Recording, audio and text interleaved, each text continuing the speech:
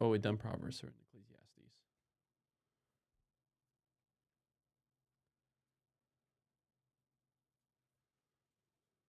The book of Ecclesiastes. It's part of the Bible's wisdom literature, and it opens with this line: the words of Kohelet, the son of David, king in Jerusalem. Now, in Hebrew, the word Kohelet means someone who has gathered people together. And in this case, it's to learn, so it's often translated in English as teacher. And the teacher is said to be a son or a descendant of King David. And so there are different views about who this figure might have been. Many think that it refers to King Solomon, others to maybe one of the later kings of David's line, and still others think that it's actually a later Israelite teacher who has adopted a Solomon-like persona as a teaching aid. Whichever of these views is correct, the key thing is to recognize that the teacher is a character in the book and is different than the author of the book, who remains anonymous. So we do hear the teacher's voice for most of the book, but it's actually a different voice, the author, who introduces us to the teacher in the first sentence and then at the end concludes the book by summarizing and evaluating everything the teacher just said. So the author is someone who wants us to hear all that the teacher has to say and then help us process it and form our own conclusion. So what does the teacher have to say? Well, the author summarizes the teacher's basic message at the beginning and right at the end, and it's Hevel, Hevel. Everything is utterly Hevel. Now, most English Bibles translate this word Hevel as meaningless, but that doesn't quite capture the heart of the idea. In Hebrew, Hevel literally means vapor or smoke, and the teacher uses this word 38 times in the book as a metaphor to describe how life is, first of all, temporary or fleeting, like a wisp of smoke. But secondly, also how life is an enigma or a paradox. Like smoke, it appears solid, but when you try and grab onto it, there's nothing there. So there's so much beauty or goodness in the world, but just when you're enjoying it, tragedy strikes and it all seems to blow away. Or we all have a strong sense of justice, but all the time bad things happen to good people. So life is constantly, it's unpredictable, it's unstable, or in the teacher's words, like chasing after the wind. Hevel. Now that's kind of a downer. So why is he saying all of this? The author's basic goal is to target all of the ways that we try to build meaning and purpose in our lives apart from God. And he lets the teacher deconstruct these. So the author thinks we spend most of our time investing energy and emotion in things that ultimately have no lasting meaning or significance. And he lets the teacher give us a hard lesson in reality. You can see this most clearly in the opening and closing poems, which focus first of all on time and then on death. So the teacher says, you can spend your whole life working and achieving because you think that makes your life meaningful. You should really stop and consider the march of time.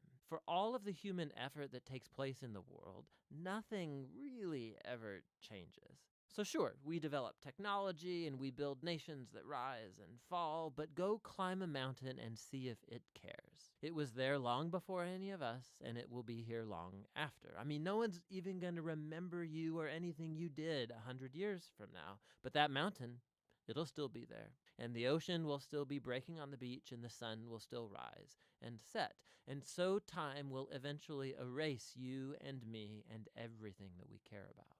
And if that's not disheartening enough, the teacher also can't stop talking about death all the way through the book, but especially in this poem near the end. He says, death is the great equalizer, and it renders meaningless most of our daily activities. It devours the wise and the fool, the rich and the poor, no matter who you are, what you've done, good or bad, we're all going to die, and it's inescapable.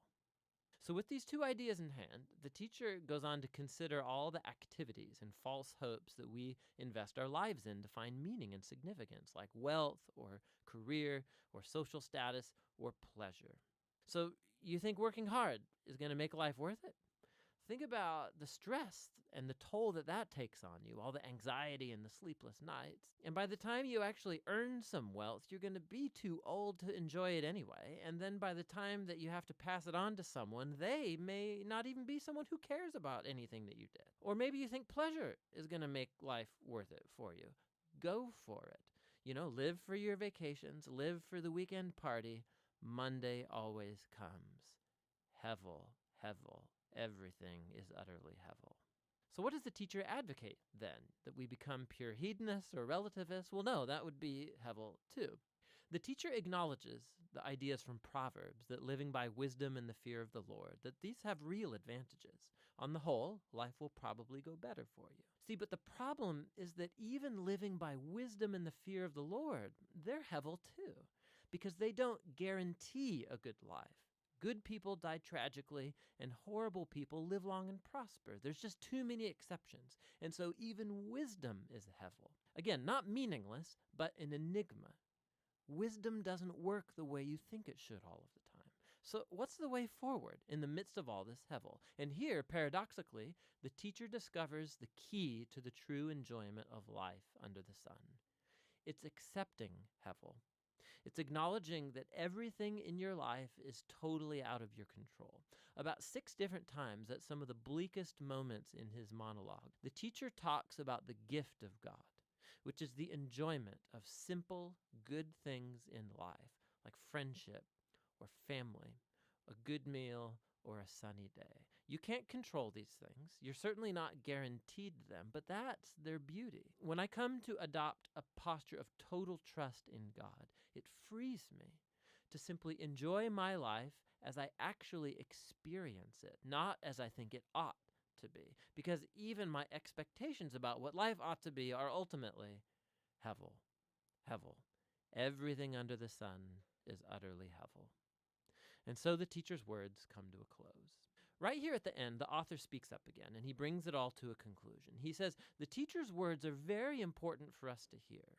He likens them to a shepherd's staff with a goad, a pointy end, which might hurt when it pokes you, but he says the teacher is trying to poke you to get you to move in the right direction towards greater wisdom.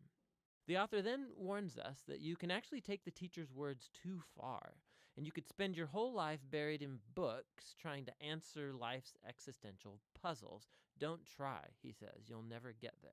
And so instead, the author offers his own conclusion, and it's this: fear God and keep his commandments. This is the whole duty of humans, for God will bring every deed into judgment, every hidden thing, whether good or evil.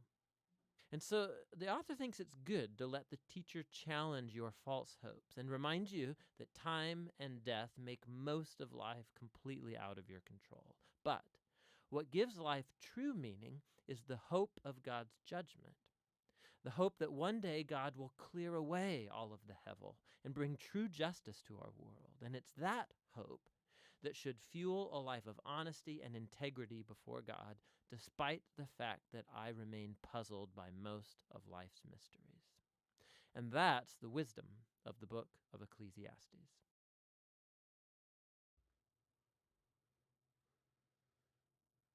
All right. What's up, our Polish friend? So, what is the main? Life's mystery. What is the main word in Ecclesiastes? Hevel. Correct.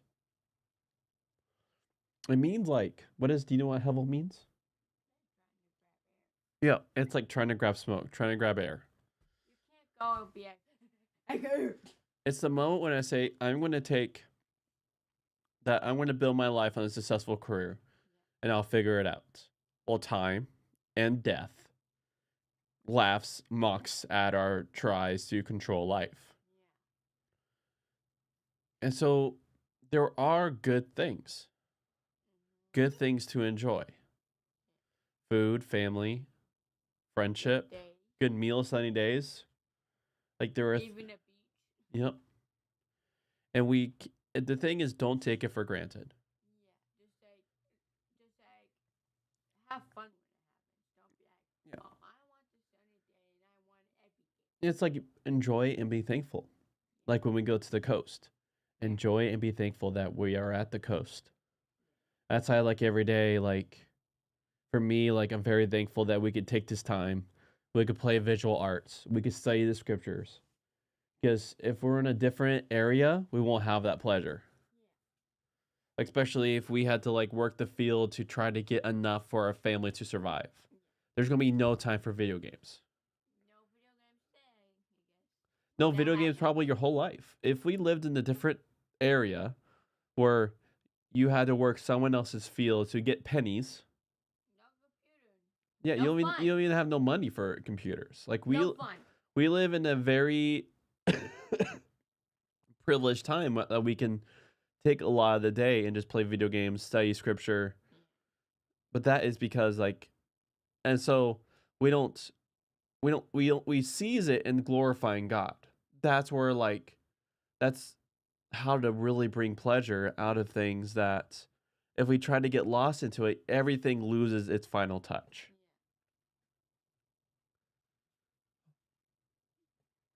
All right.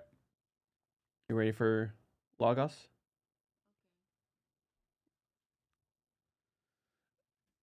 And I'm going to start minimizing this so it doesn't distract us during reading.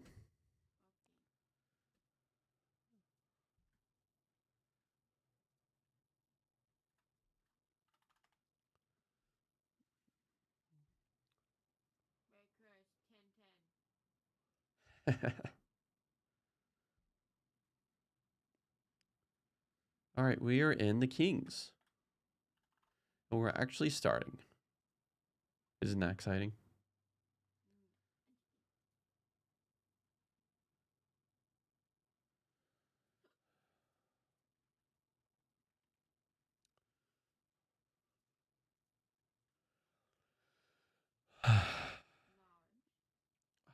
I'll be right back. I gotta.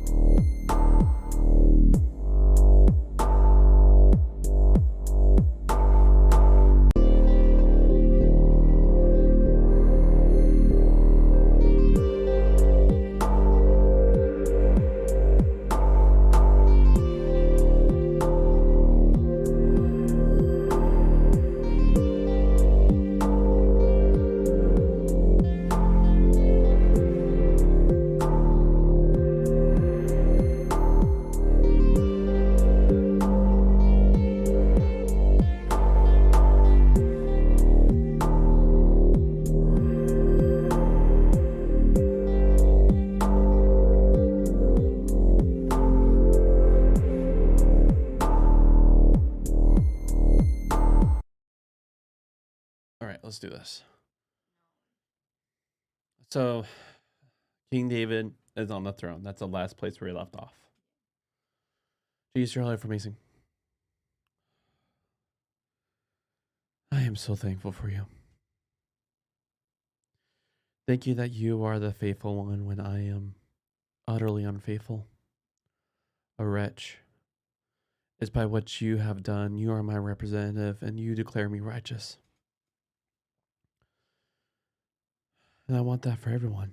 May everyone look at you and see what you have done for themselves and say that you're their representative, their king. What you have done is for them. That you just save us out of our mire and depths completely. Mire and depths completely. And as we read the writings of the ancients, please reveal to us what it means to them and also what it means now, 2,000 years post your death and resurrection, as we look for your second coming. Please give us wisdom and live lives that love and serve the other, like you have loved and served us.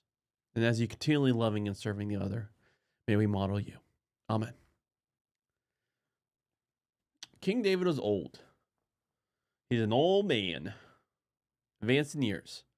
They covered him in bedcloths, but he could not get warm. His staff said to him, "They will look for a young girl for my lord the king, and she will stand in attendance before the king and his caregiver, and be his caregiver. She can lie in his arms, and my lord, the king, will get warm. So he looked for a beautiful girl in all the territory of Israel and found Abishag the Shumanite and brought her to the king. The girl was very beautiful. She became the king's caregiver and ministered to him. But the king did not have sex with her. Now Adonijah, son of Haggith, was putting himself forward, saying, I shall be king. He got ready for himself chariotry and cavalry and 50 men running ahead of him. His father had never vexed him by saying, Why have you acted like this? Further, he was very good looking, and his mother gave birth to him as David's next son after Absalom. He had words with Joab, son of Zurah, and with the priest Abiathar. They supported Abijah. But the priest Zadok, Benaiah, son of Jehoiada, the prophet Nathan, Shimei, Ray, and David's warriors were not with Abijah. Abijah sacrificed sheep and cattle and fatlings at the Zohelet stone near En-Rogel and invited all his brothers, the king's sons, and all the men of Judah. The king sat, but the prophet Nathan and the warriors and his brother Solomon he did not invite. Nathan said to Bathsheba, Solomon's mother, You must have heard that Adonijah, son of Haggith, has become king without our lord David recognizing it. Now go, may I give you counsel, and save your life and the life of your son Solomon. Go, come to King David, and say to him, My lord, the king, you certainly swore to your servant, your son Solomon, he will become king after me. He is the one who will sit on my throne. So why has Adonijah become king? Now, while you're still speaking there with the king, I myself will come after you and fill out your words. Verses 15 to 49 relate how they implement this plan to get David to have Solomon anointed as king. Ahijah was then afraid of Solomon. He got up and went and took hold of the horns of the altar. Solomon was told, Now Ahijah is afraid of King Solomon. Now he has taken hold of the horns of the altar, saying, King Solomon must swear to me this very day that he will not kill his servant with the sword. Solomon said, If he becomes a man of worth, none of the hairs on his head will fall to the ground, but if wrong appears in him, he will die. King Solomon sent, and they brought him down from the altar. He came and bowed down to King Solomon, and Solomon said to him, Go home. So, Ahijah, while David's on the throne, he just assumes that he's going to be king. He's like, I'm king! Look at me! But then it turns out like he did it secretly. Like he just assumed. Like, David, you're done. I'm king. And so then the rest of the people who were not with him got David to pretty much choose Solomon to be king. And so Solomon took over. And so Adonijah, the one who assumed, was like, oh no, he grabbed the horns of the altar. And he's like, don't kill me. Don't kill me. Swear to me you won't kill me. He goes, if it turns out you're good, you won't die. But if there's any wrong found in you, you be dead. All right.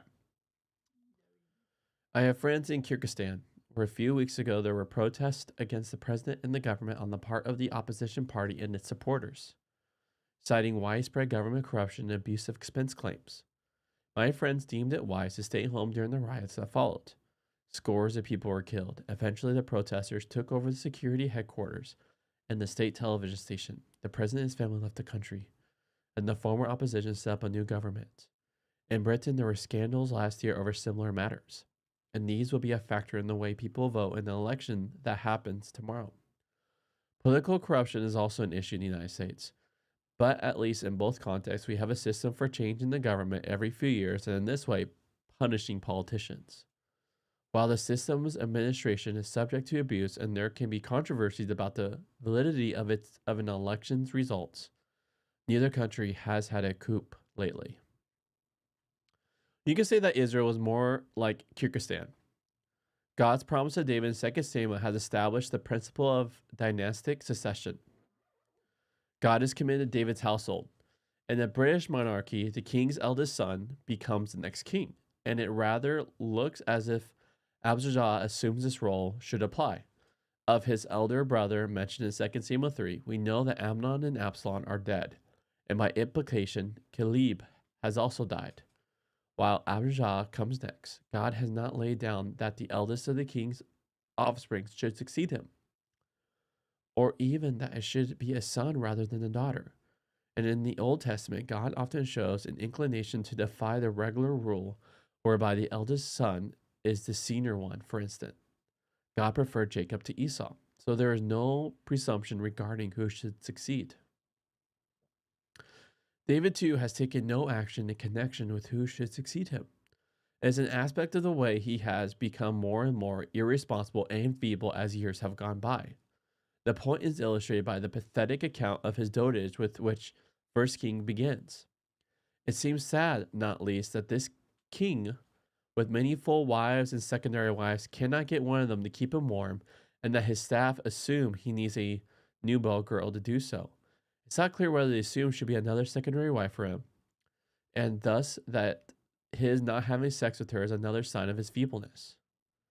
Abijah and his supporters could well argue that in the circumstances, someone needs to take decisive action rather than leave the nation with this apology for a leadership, and that as David's eldest son, Abijah is the person to do so. But he goes about it the same way as Absalom, by accumulating the outward trappings of kingship. He has David and Absalom's good looks, too, and leaders should be good looking. F.D. Roosevelt in his wheelchair could never have been president if it had been more obvious to people that he had to use a wheelchair. 2 Samuel has portrayed the way David failed his sons in not exercising any discipline in relation to them. But the point is here most explicit. He had never vexed Adonijah by challenging him about his behavior. David could confront his enemies, but not his sons. Like the Old Testament's comments on this subject elsewhere, such observations on discipline like relate to them as one's offspring as they grow up and become adults, not to small children. The leadership of Israel is totally divided about who should succeed. Adonijah went to support one of David's key officers in the army and one of the two senior priests. The other senior priests and several other figures in the military, along with the prophet Nathan, support Solomon. Adonijah holds a festive banquet to which he invites David's other sons and David's staff, but he pointedly does not invite Solomon and his supporters. If it seems odd that there are apparently two senior priests, the explanation may relate to the way Jerusalem has become Israel's central sanctuary after David captured it from the Jebusites. Psalm 110 speaks of David himself having become a priest in the order of Melchizedek, who appears in Genesis 14. In other words, he inherits the position of priest and king in Jerusalem in accordance with the arrangement when the Jebusites lived there. Connecting some dots, it looks as if Abiathar belongs to the priestly line by birth, while Zadok is a former Jebusite priest who is adopted into the native Israelite priestly line. Nathan's reporting that Adonijah has become king attributes to the banquet a more concrete importance than the actual account of the banquet did. Adonijah was certainly planning to take over as king, but Nathan is cutting corners in his description of the event's significance. It is not clear why Nathan would support Solomon, though it may simply go back to the story of his birth in 2 Samuel 12. God had struck down David's first son by Bathsheba. He had then sent Nathan to tell David that Bathsheba's second son was someone God would love. In these stories, the word for love often means he committed to and loyal to. So Nathan could connect some dots and conclude that God intended Solomon to be king.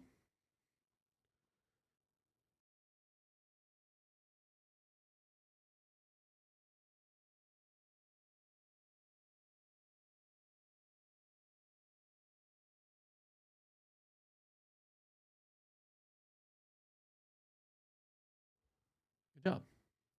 A willingness to draw this inference and to attribute to the banquet more significance than it actually had will link with the plan he presents to Bathsheba.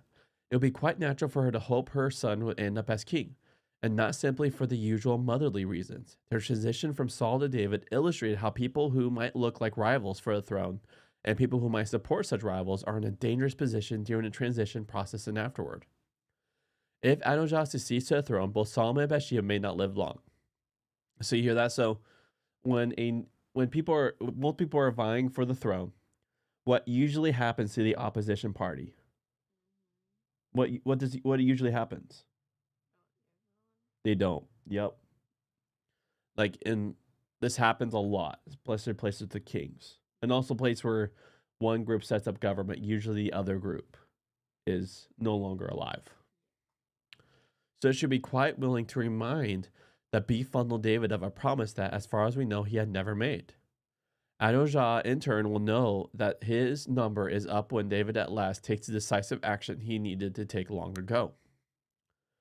Just after I wrote that opening line about my friend in Kyrgyzstan, one of them emailed me to say he had been listening to a recording of my classes on iTunes. So here's the class clincher, ready? Someone asked why God uses all these sinful people in the books of Samuel and Kings. And I answered, you ready? So as we read, especially as we read Samuel, Kings, and Judges, like sinful people are used. And so this is his response. Well, he doesn't really have much choice, does he? My friend told me how he laughed out loud at that comment on the public transits. God works through people's manipulations and failures and fears and plotting. That doesn't necessarily mean we get away with them. So just because, you know what's really great is in the book of Romans, it talks about like through King Jesus, like our sin, well, he makes goodness out of it. And then the next question will be like, someone will ask like, well then, if I sin and grace is increased, like if blessings increase just because of my sin, should I just continue sinning anymore? Well, and then Paul's response is, imagine if King Jesus can bring blessing out of our sin. Imagine how much more blessings can be occurred if we become subject to righteousness. And that's why devoting ourselves to righteousness, we are a part of the blessing multiplication process. All right, friend, we can start.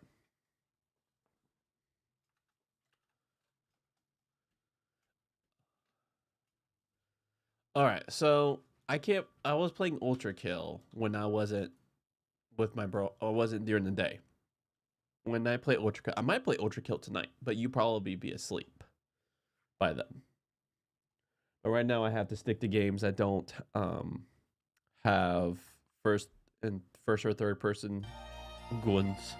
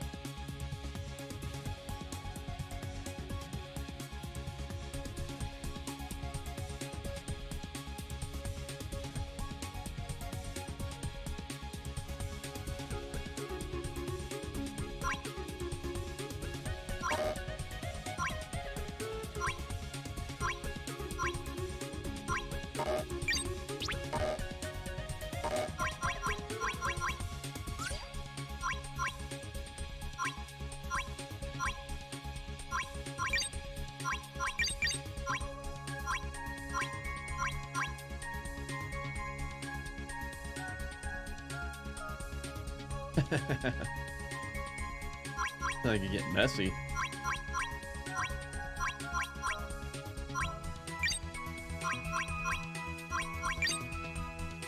Man, I have a lot of gummies.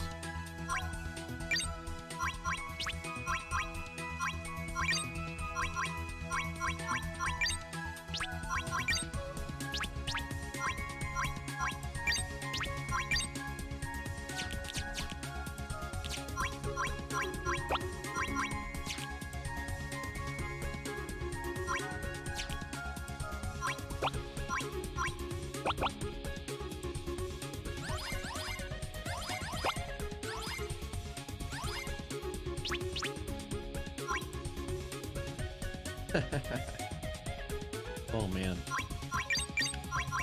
I'm feeling the salt in my mouth as you talking about it.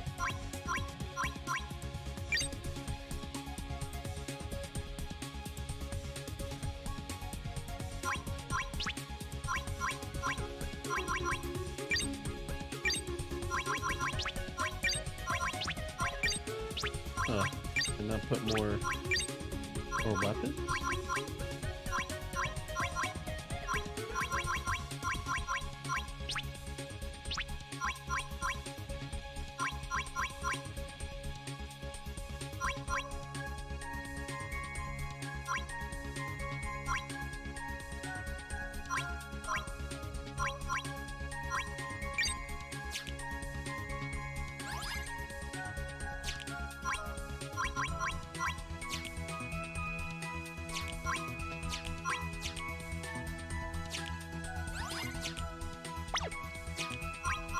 Oh, that's fun.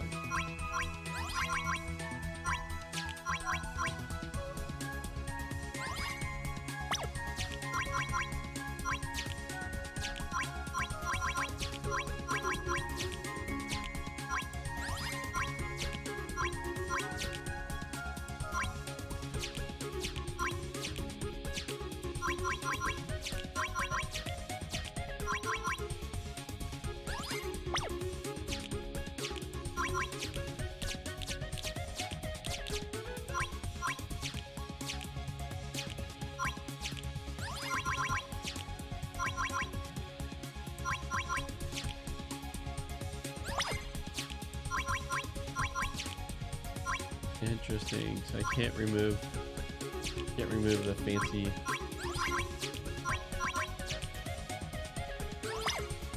Okay.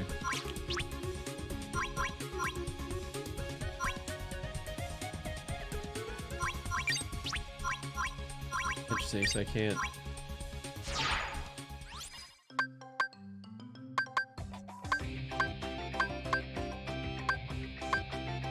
This one looks like it has more weapons.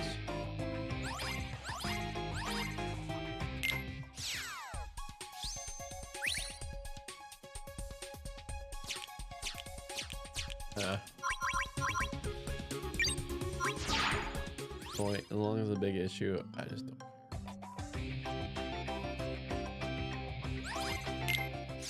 Oh, there we go.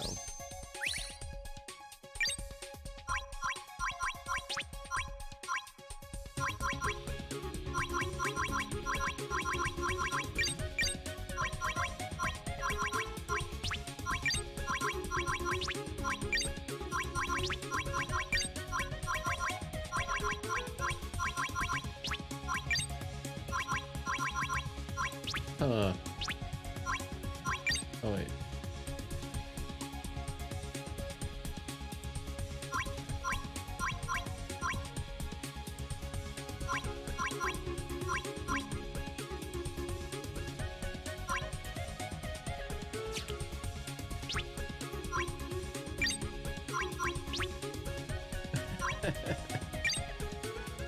Oh man, I don't think I ever heard. I've heard like there's a usual like this is like a common proverb is you can never force a horse to drink water, but you can give it salt to get the horse to drink water.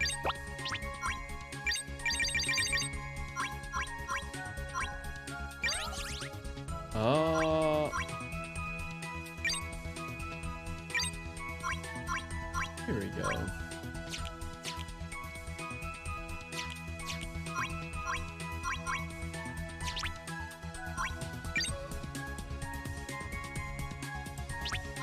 I said these are decals.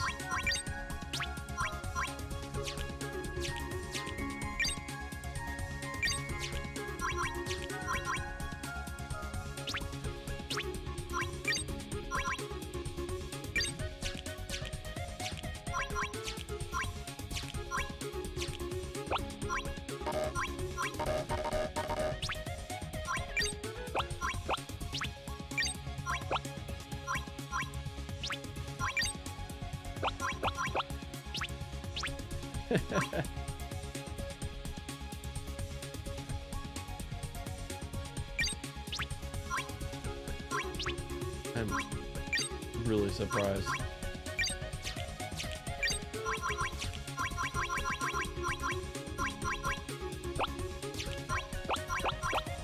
I've heard rock salt being such a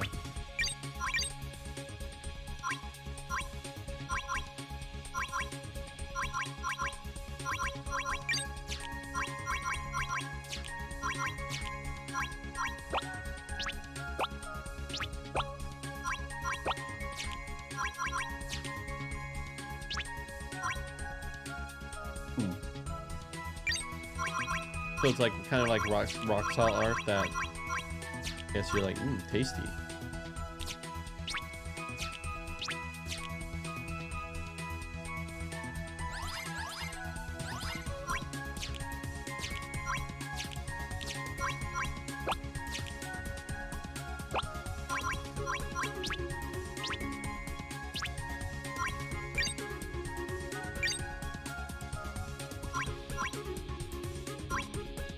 Perfect.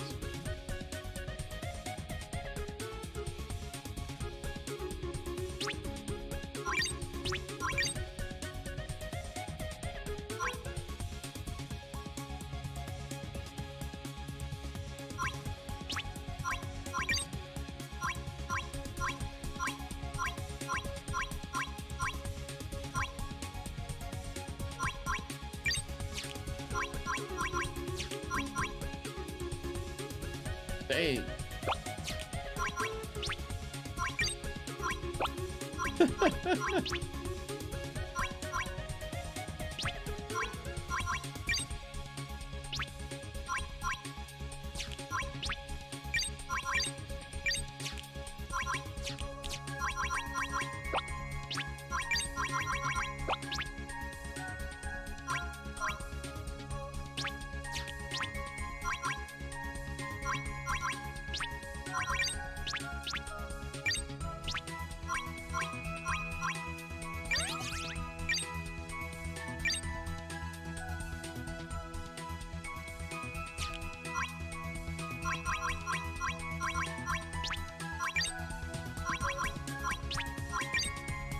One, three.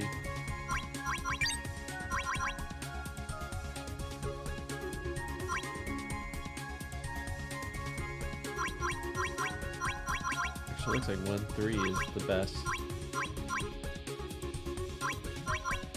Yep.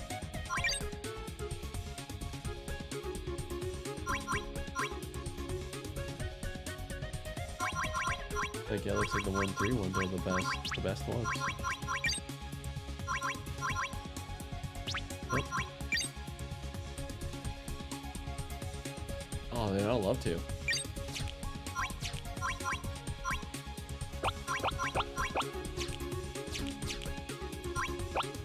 We'll see, I know that.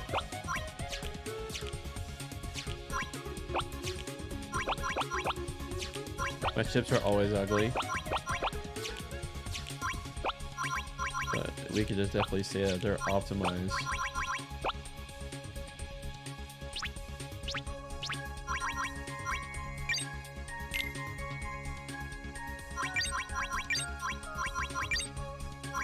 For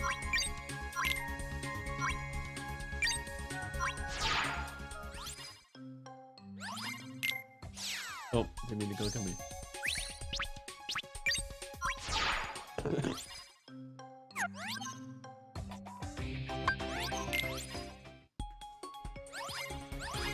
For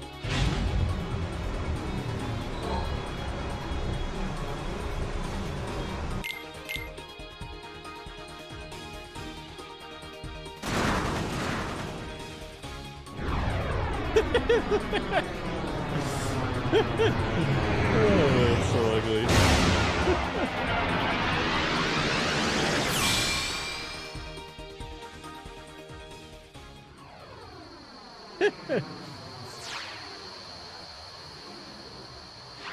Let's go!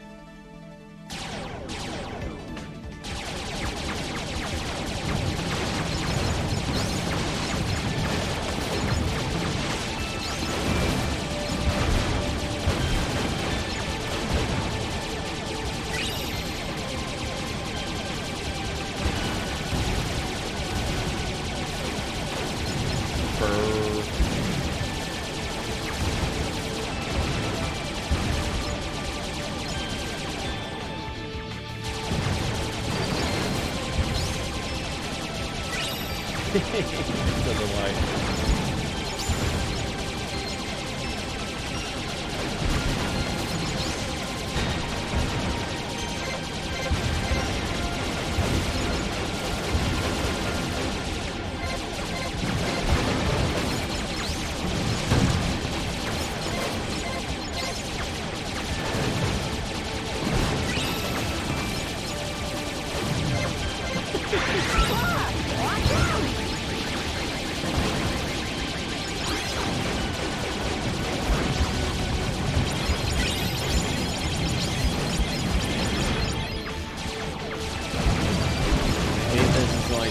I have to like spam A to shoot.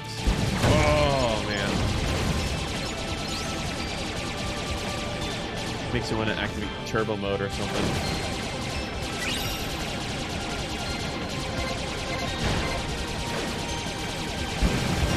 Yeah, I might just literally pick up the laser just out of my thumb is being really tired right now.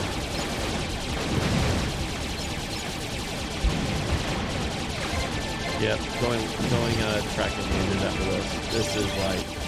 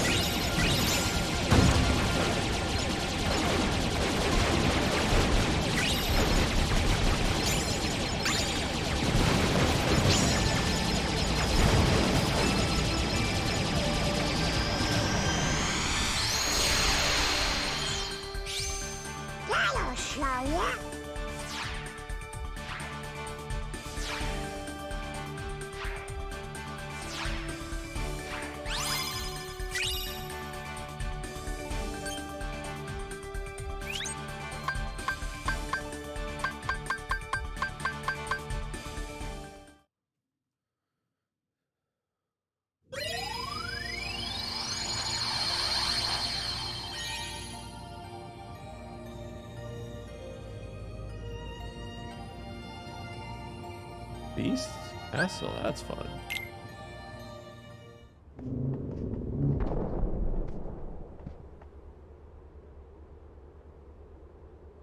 Hey, what is this place? It's huge! Alright, let me turn this sort down. of gloomy, don't you think? I'm gonna turn this wonder who down, lives put my here. headphones on.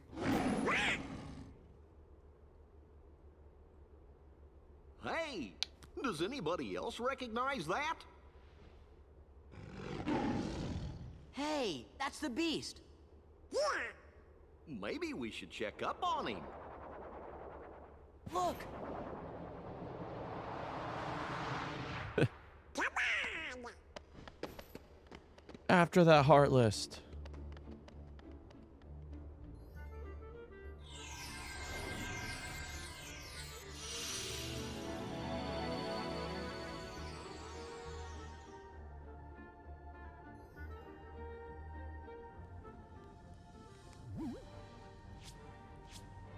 Where did he go? What?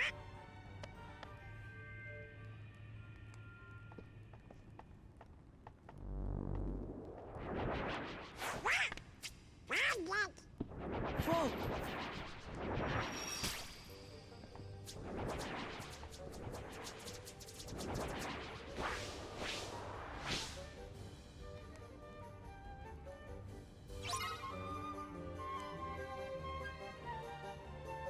Huh. Ah. Yeah. Ha. Yeah. Ha. Oh! Ha. Yeah. Yeah. Ha. Ha. Oh! Yeah. Ha. Yeah. Rah. Ha. Ha. Ha. Rah. Oh! Let's go. Yeah. Yeah. Ha. Ha. This is it.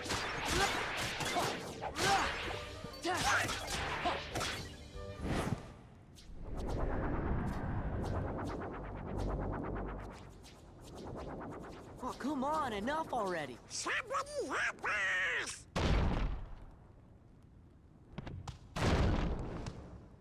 Help!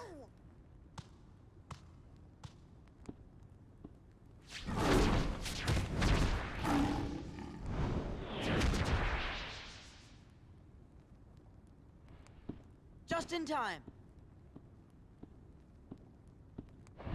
Wah!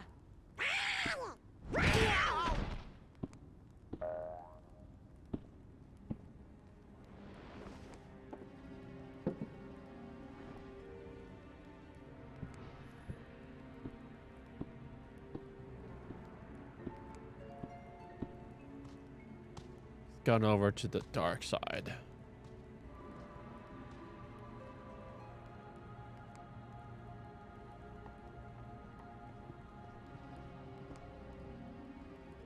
Gee, do you think he maybe forgot who we are? With this many Heartless around, something must be up. Why do you have to do that?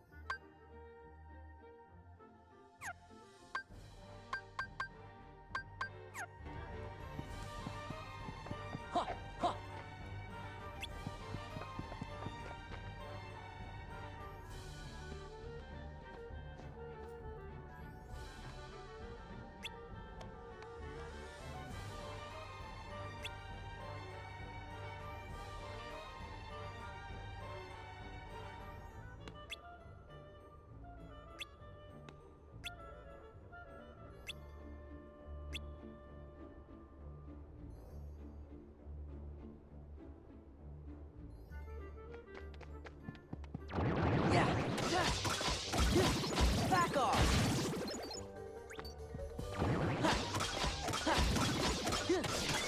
It's over.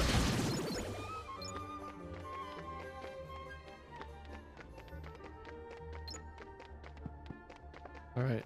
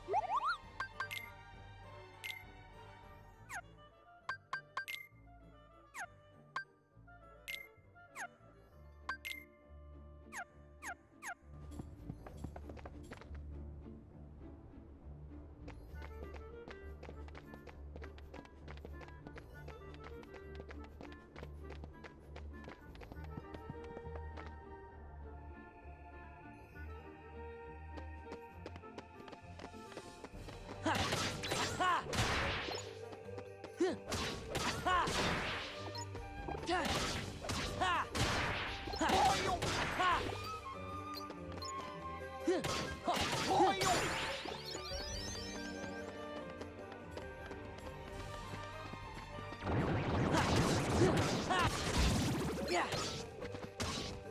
Yeah.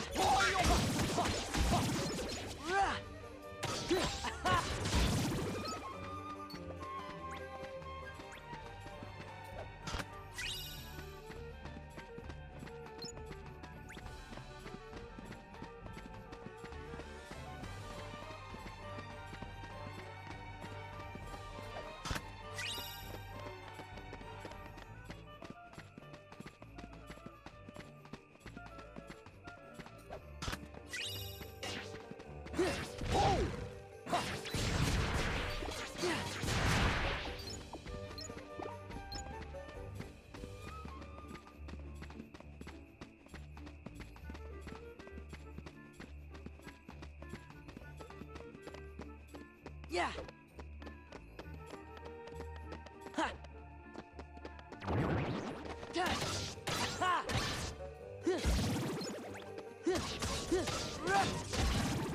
Yeah. Ha. Oh. Yeah.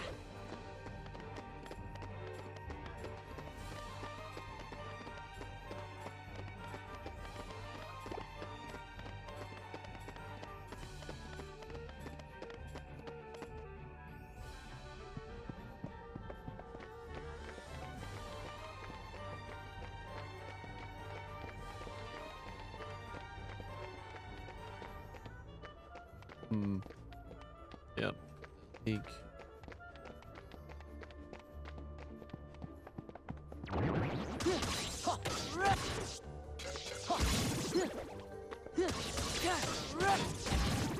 Oh yeah, this one's a lot easier than the.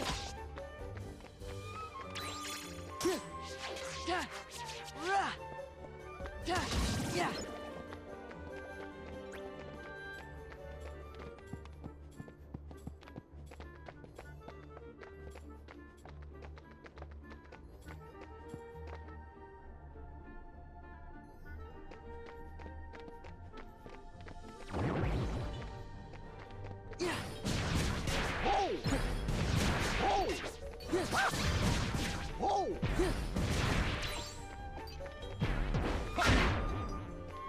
Yeah. Ha. It's over. Ha. Yeah. Ha. Loyal! Ha. Yeah. Oh! It's over. Ha.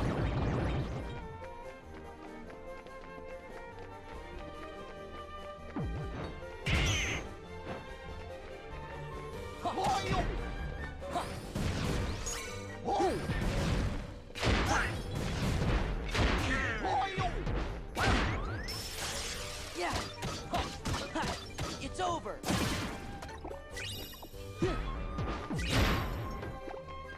Ha. Ha. Ha. Take this. Ha. Ha. Ha. Ha. It's over. Ha.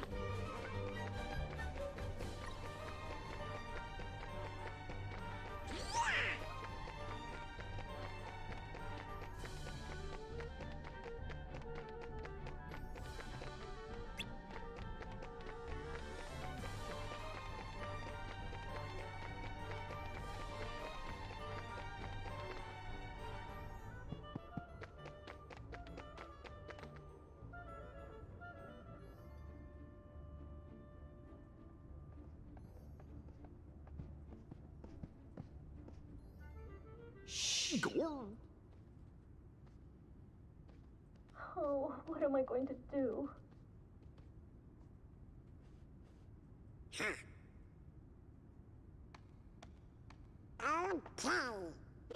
Donald!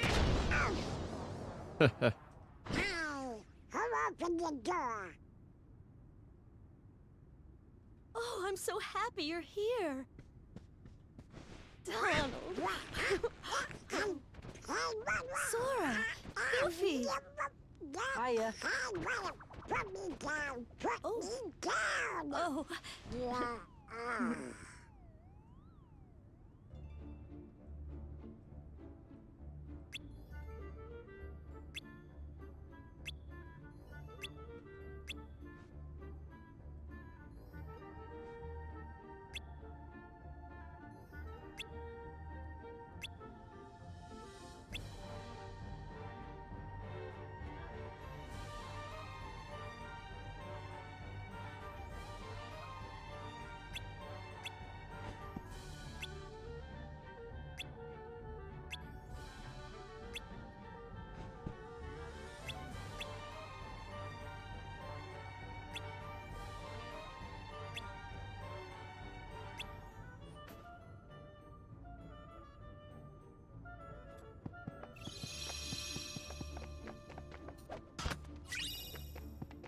Okay.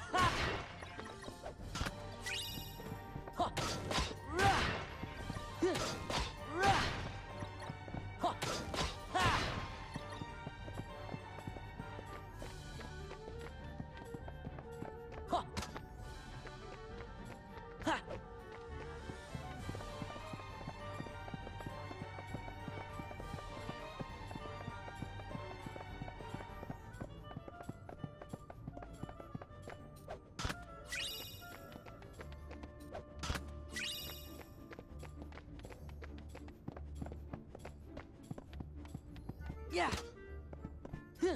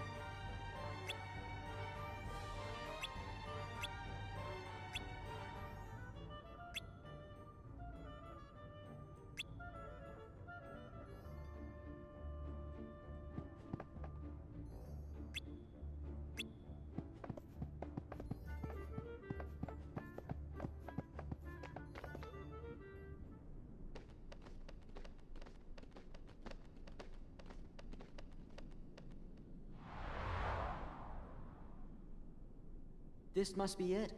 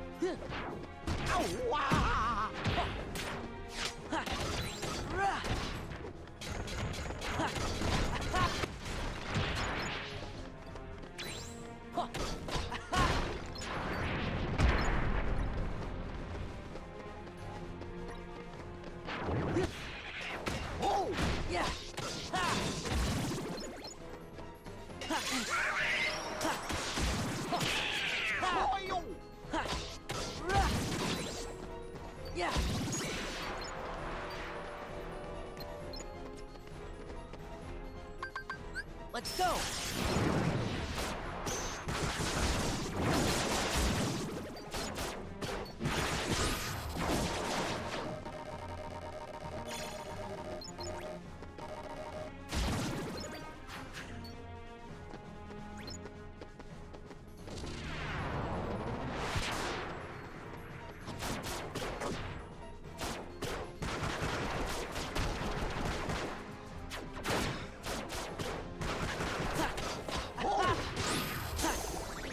This is it!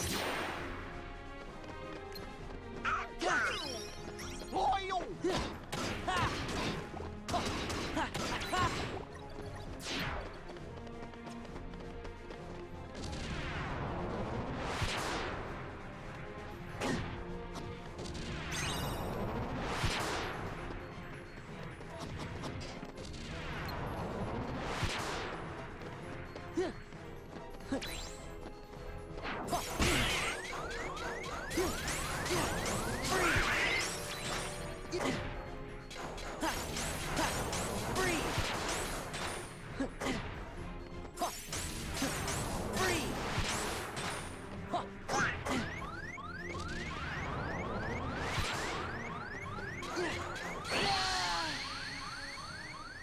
The block. I can't wait till I get dodged. My turn! What? Give me... Oh. Yo! Yo! Oh. Yeah! What? Give me power! What? Give me power! Oh. What? Give me power!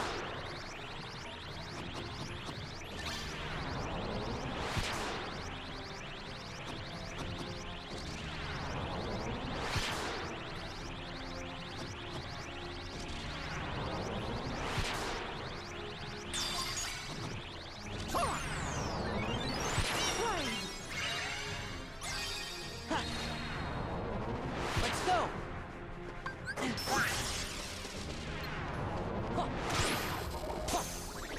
It's over!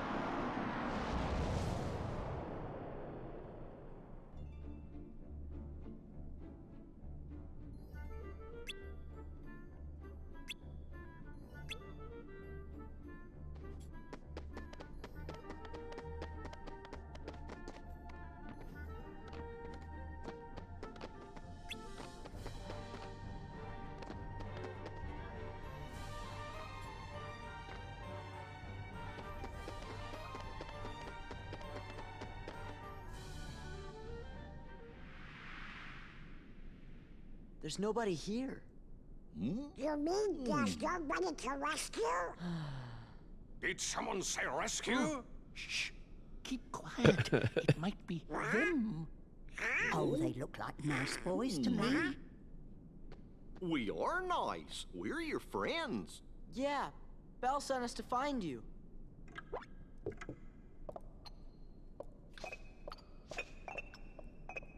Wow.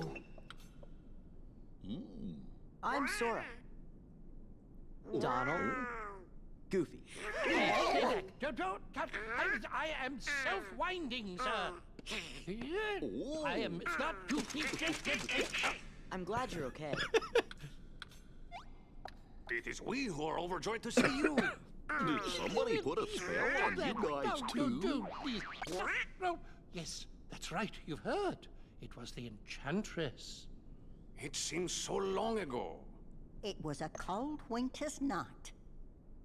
An old beggar woman came to the castle and asked for shelter. But the master of this castle, that is, of course, the prince... Stop that! Put me down this instant! Thank you.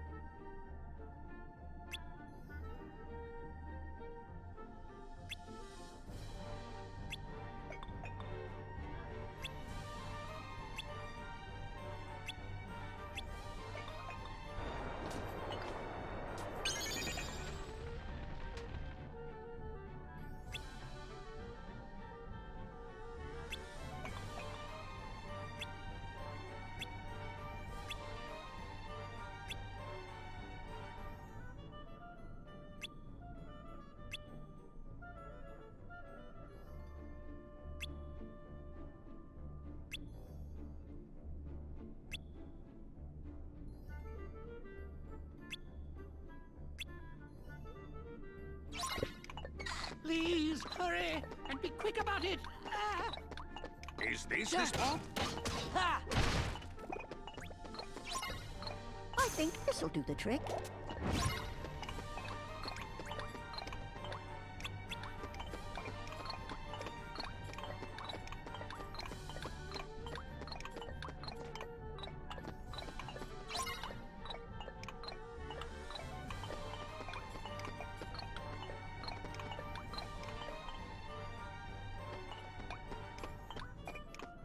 I think this'll do the trick.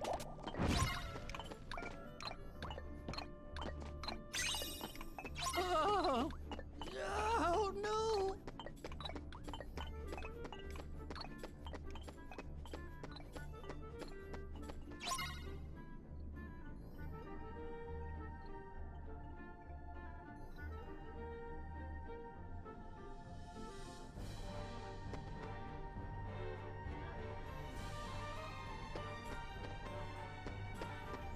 Oh, I have to go to Mrs. Pop first. I have to like carry her.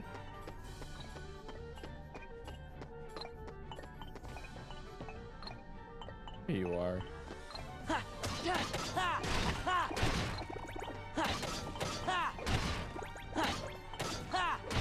There we go. So she'd be so befumbled by boxes. I think this'll do the trick. Please, hurry, and be quick about it!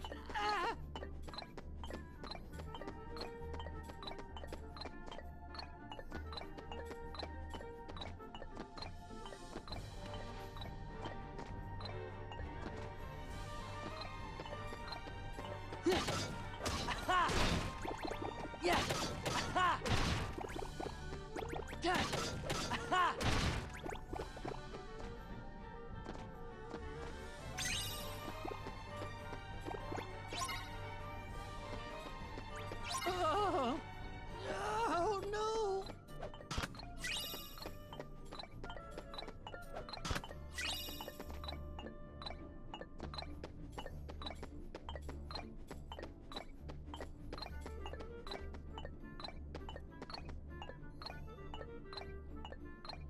I think this'll do the trick.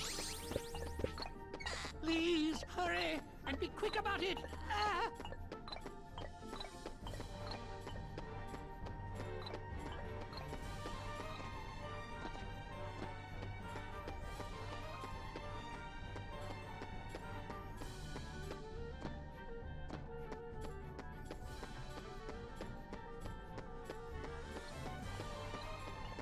Oh, do I have to like legitimately lead her? I see. All right.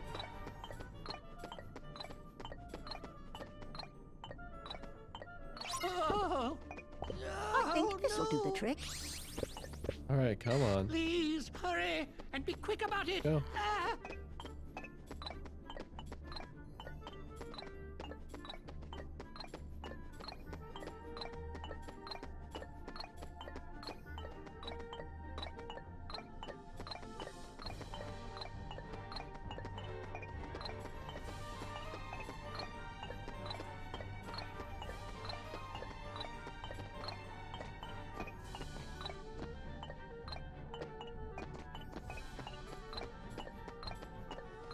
Come on, come on, come on, come on.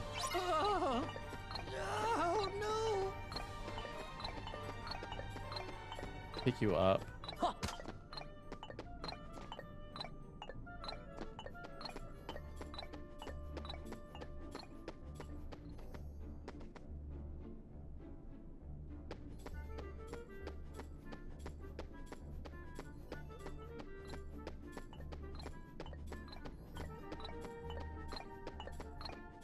Yeah. Huh. Huh. Yeah.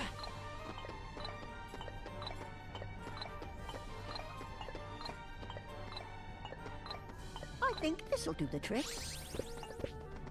Please, hurry, and be quick about it!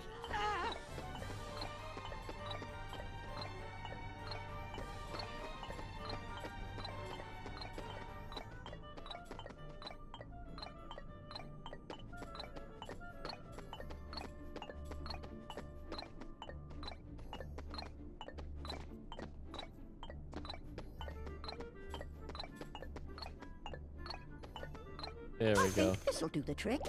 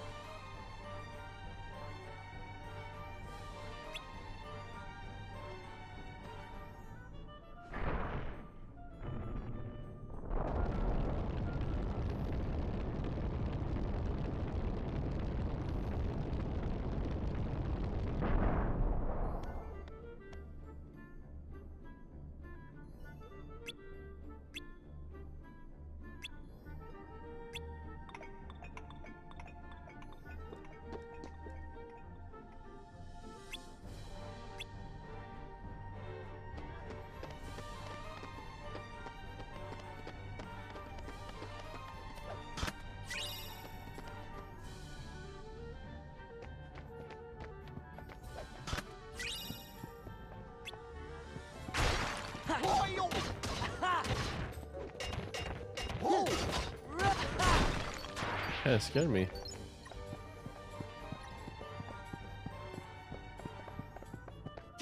You gonna attack me too? Yeah.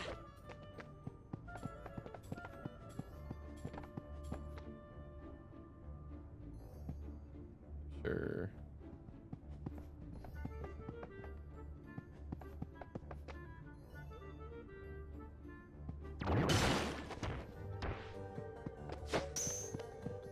Let's go. This is it.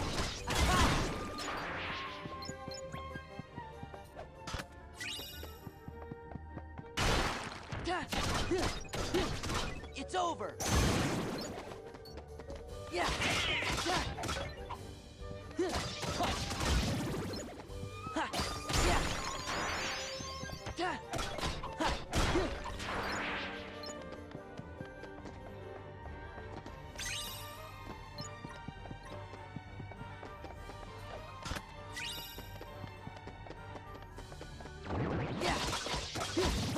Take this.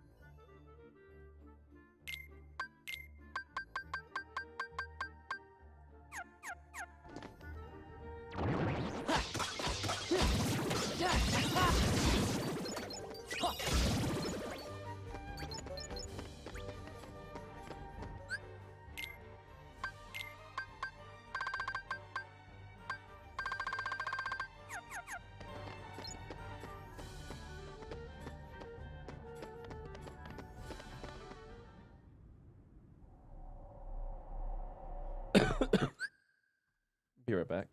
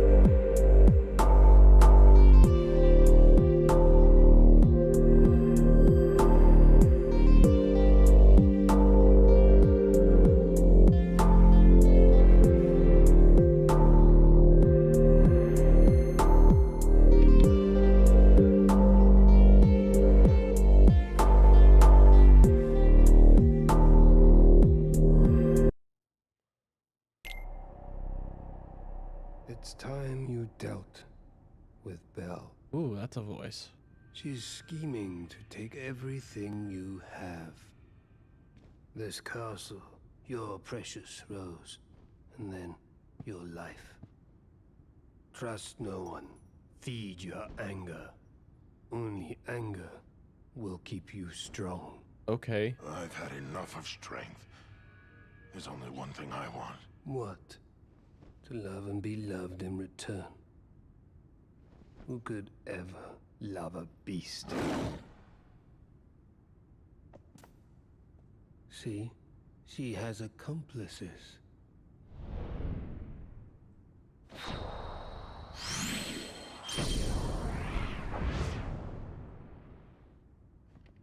Hey, Prince.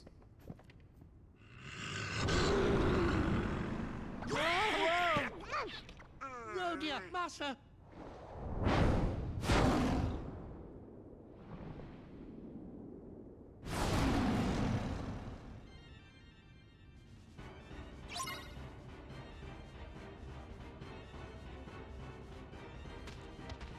Please, Master, please, compose yourself! Please, Master, please, compose yourself! Please, Master, please, compose yourself! Please, Master, please, compose yourself! Please, Master, please, compose yourself!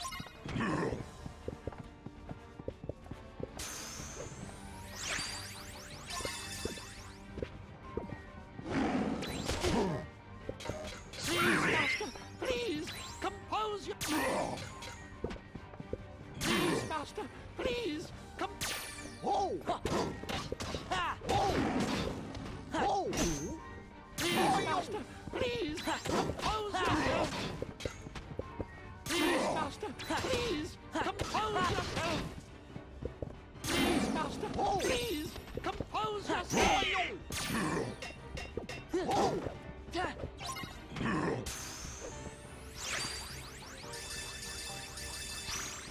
Please, Master, please, compose yourself!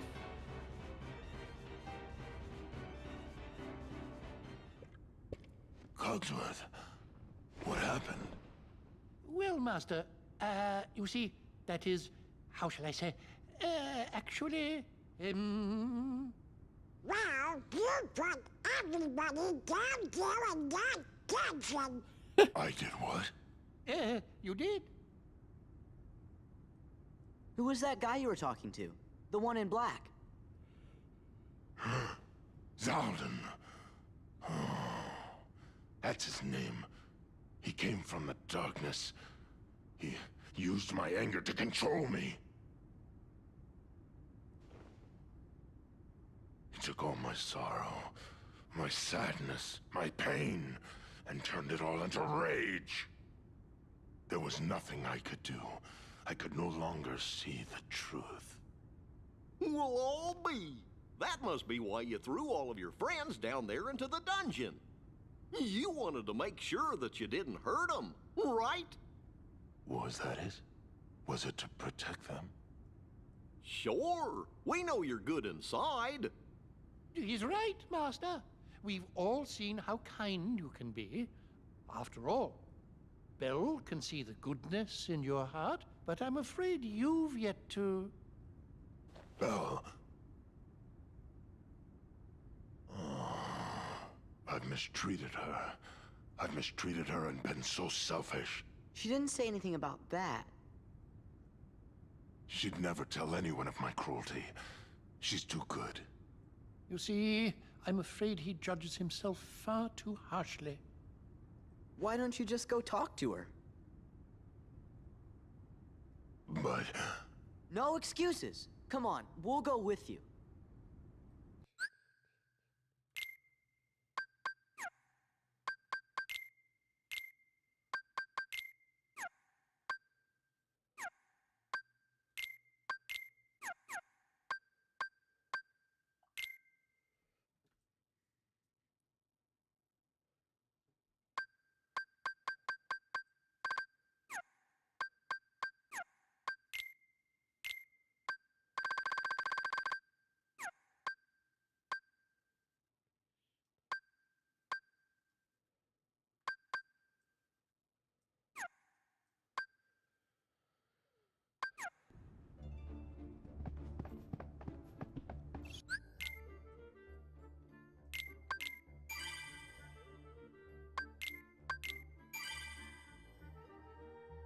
All right, Char, we're at time, my friend.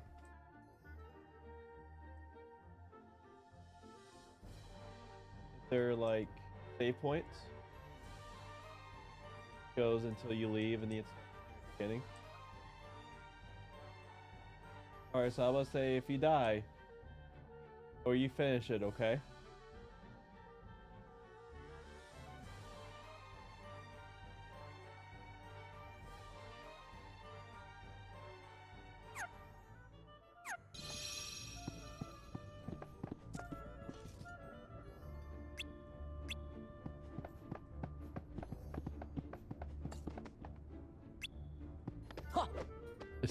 Just game over. Yeah. Game over, man. Game over.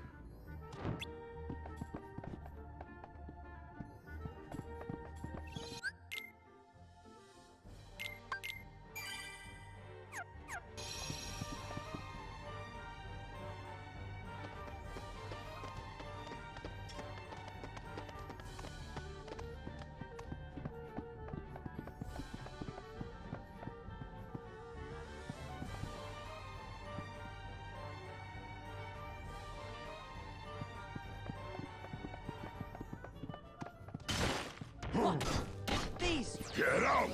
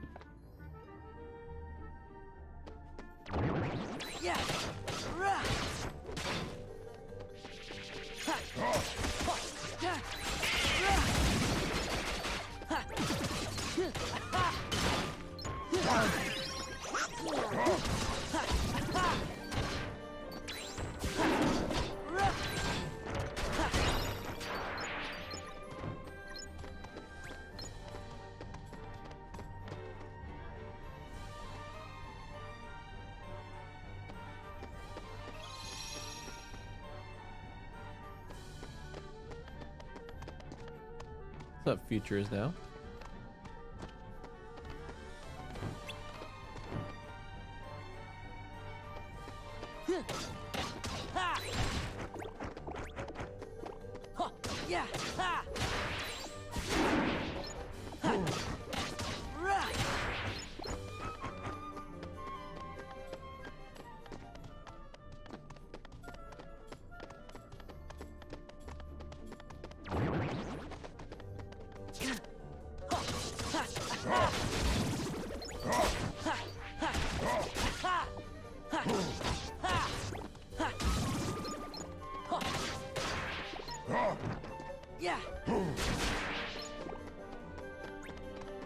Did really well. I'm enjoying it. This game. At first, just threw a lot at me. Then I started off in the Mulan area, and I was against those horse guys, and it was not fun at the very beginning. But I'm feeling a lot better now about this game. How about you?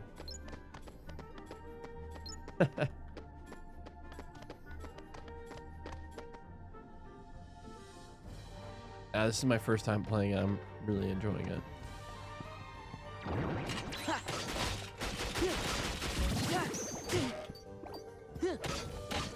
These. Get out!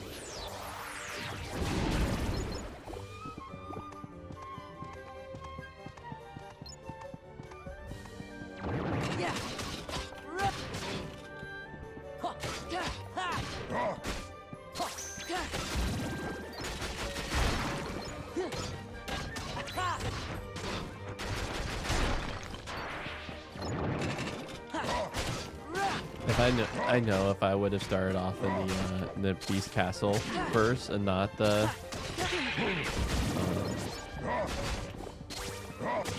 can't even think my words right now. If I would start in Beast Castle and not the Mulan area, would have gone by a lot. It would have been a lot just easier to start off.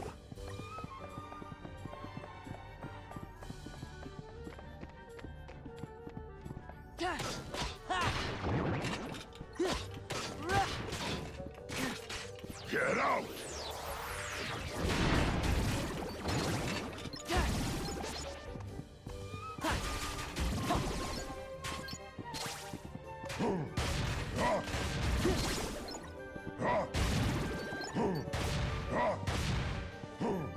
Light!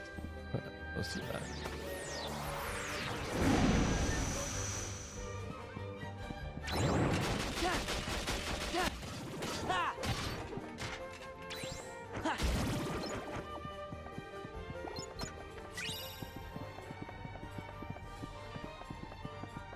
Because actually Beast is a pretty good ally, but when Mulan is Ping, oh man, he's a terrible ally.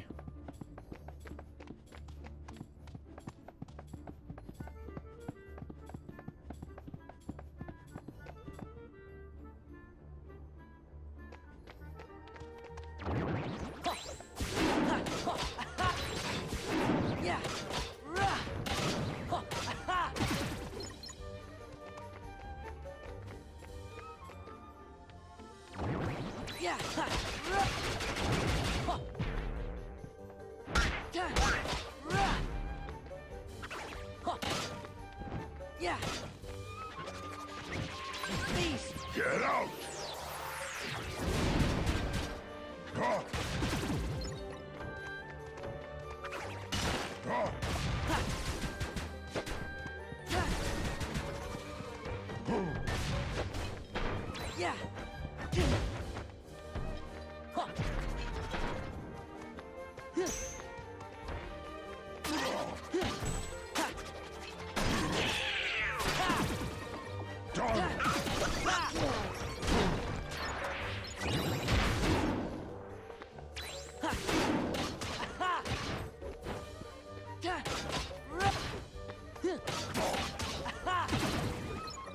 And playing at the hardest difficulty. It was just one of those moments. They also like I feel like on the first one and on Chain of Memories, which I played so far, they gave you an option to dodge roll, and right now they have not given me that option.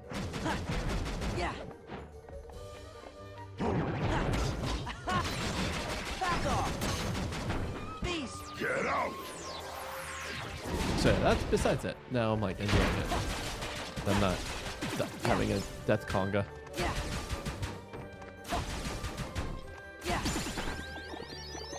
Death conga's enough fun for anyone.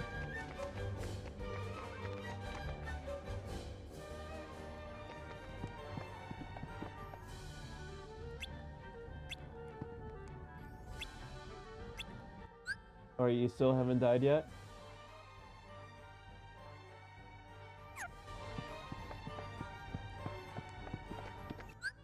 Have you played that before? I do. Look up Choosing Eden.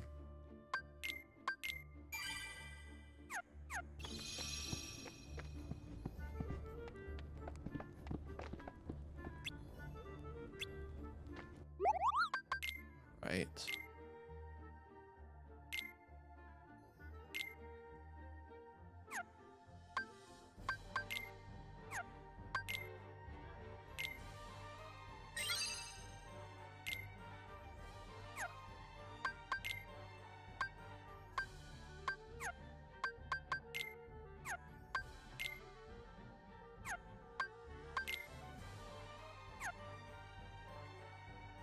Oh. I'm sorry, friend.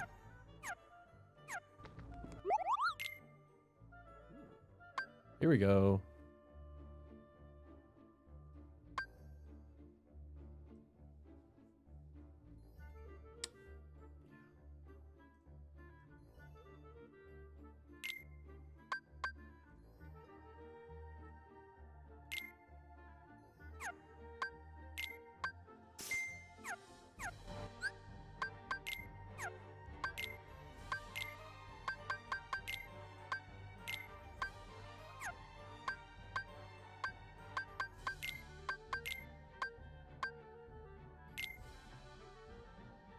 Okay. Well, my friend, I'm sorry to hear about your loss and your love and cherish, and you have a good day. Good night.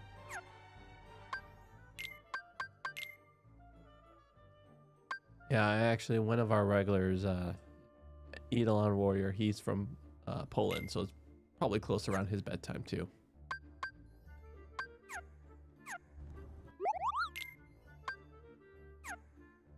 Yeah?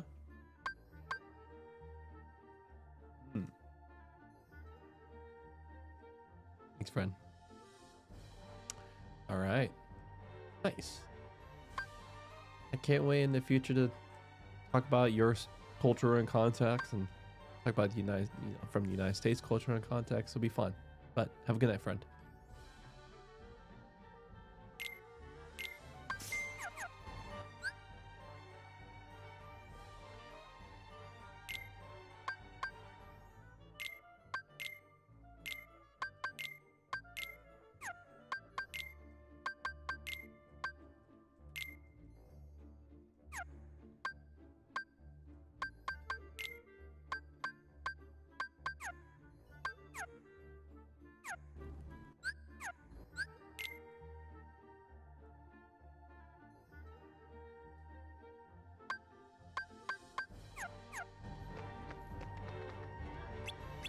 I think you'll like this Kingdom Hearts though, Char.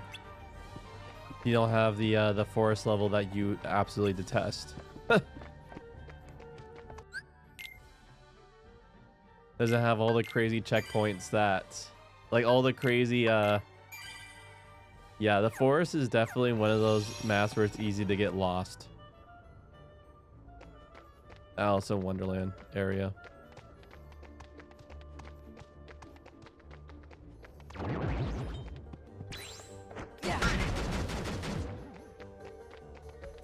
Get out!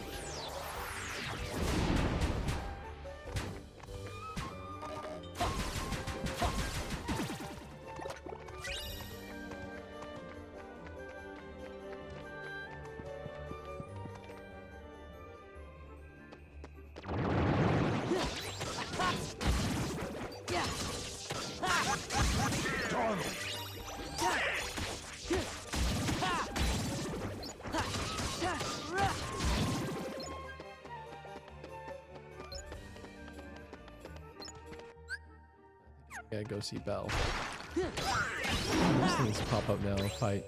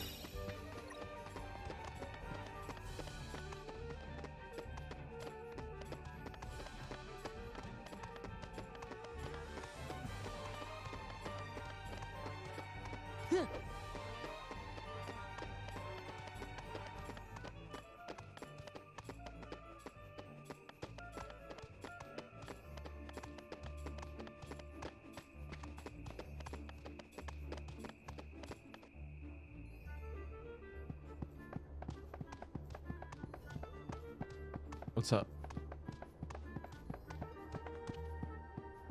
From... Huh.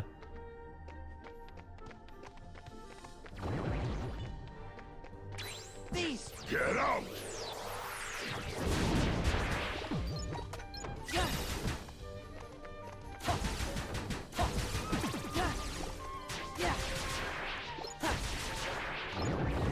Let's go!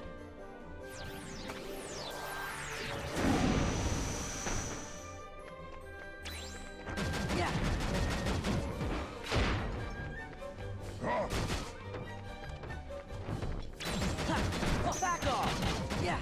Ha!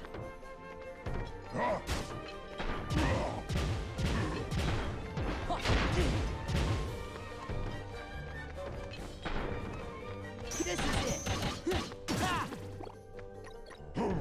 Yeah! What's up, Char?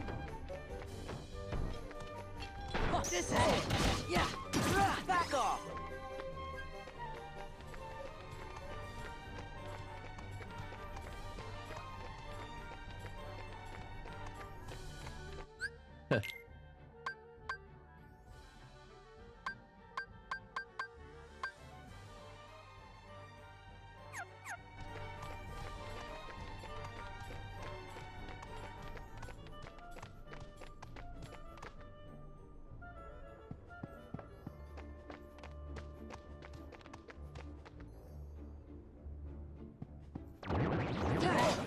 Beast! Get out!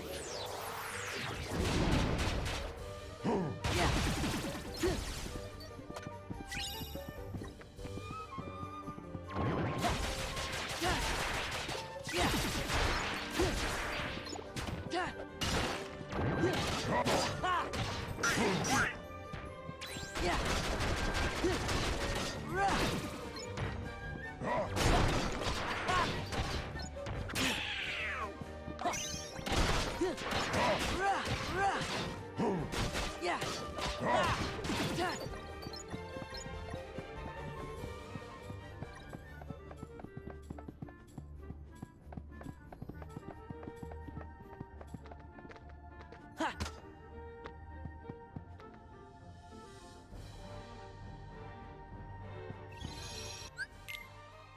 In another castle?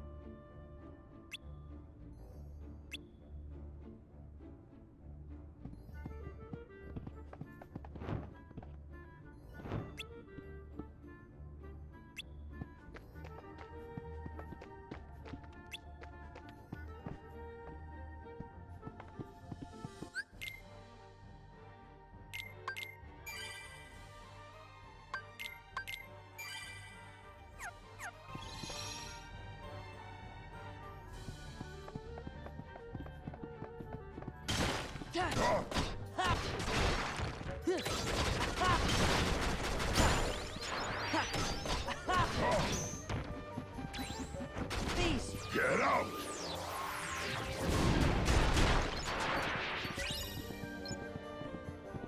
I like how they actually made pretty much summons a lot quicker, not like a full. You'll be sorry. Belle, where are you? Please, help! I'm in the ballroom.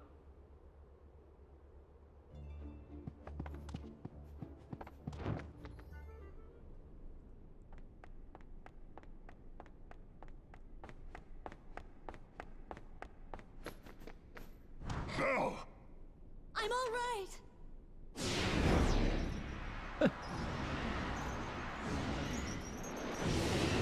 As unhinged,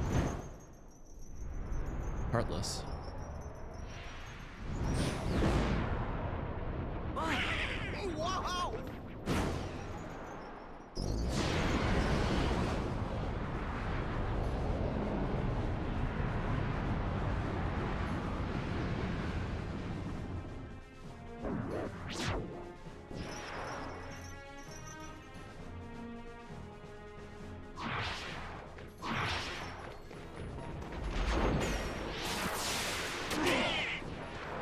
Right. Oh my gosh. Yeah.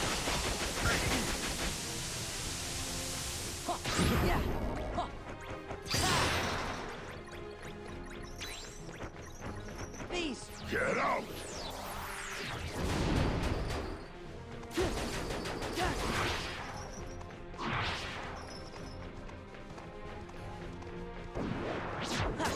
Yeah.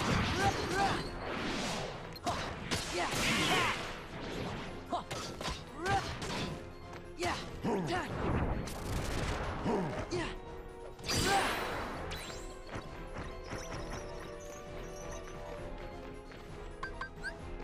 Goofy! Come on!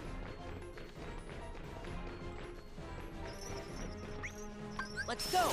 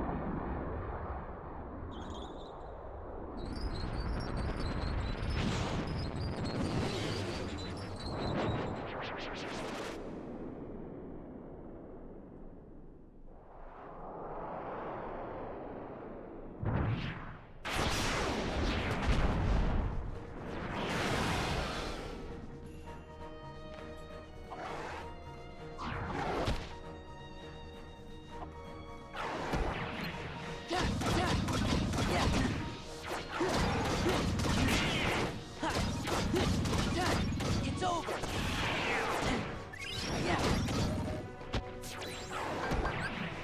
There.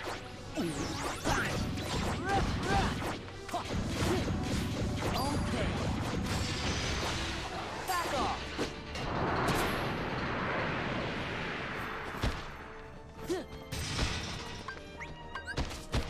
These. It's my turn.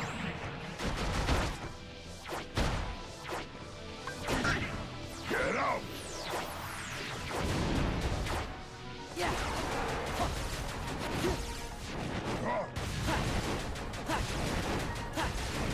Light.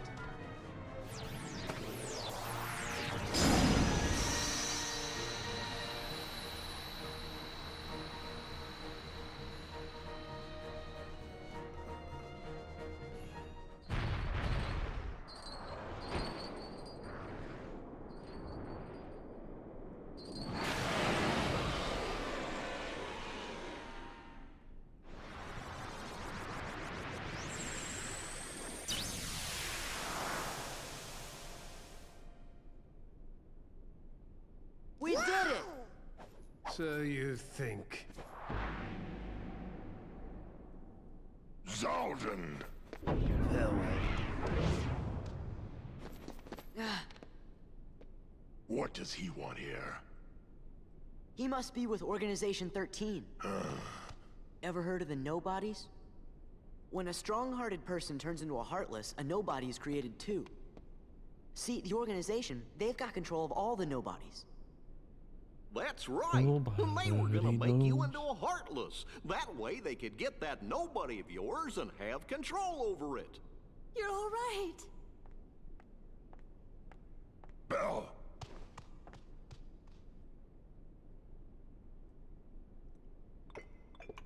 Okay. Nobody knows. Belle, I'm sorry. I wasn't myself. I hope I haven't done anything to hurt you.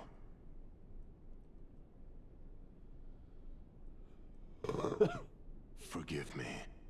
I know you weren't yourself. You don't have to apologize. But I had hoped that you might have changed a little bit. I wish you could start trusting me. Oh, I am afraid time is running short. What do you mean? Remember the rose? From the beast's room? Precisely. You see, if the master can learn to love and earn love in return before the last petal falls, the spell will be broken. Really? You think he's gonna make it? We think so. Yup, I think you're right. I hope you're right.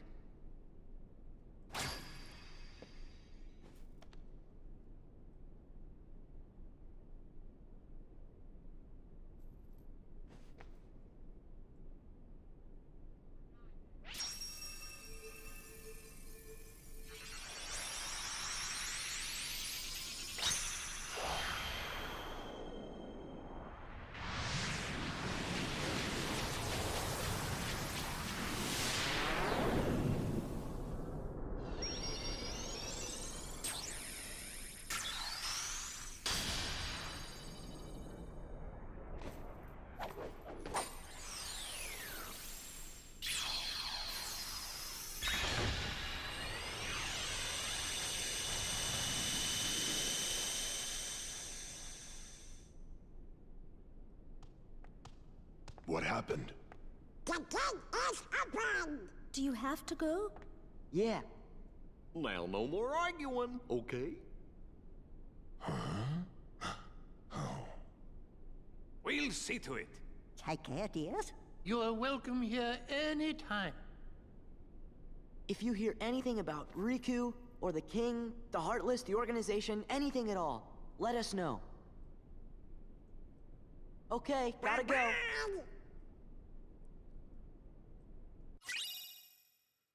Yes. Wow. Made Kier less spambo. Huh? Hey, wait a minute. Is the ship moving all on its own? Yup, looks like we're headed toward Hollow Bastion.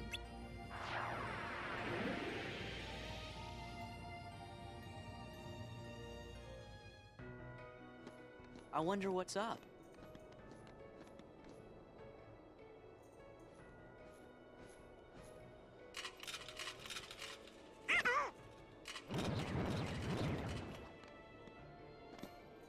Come on.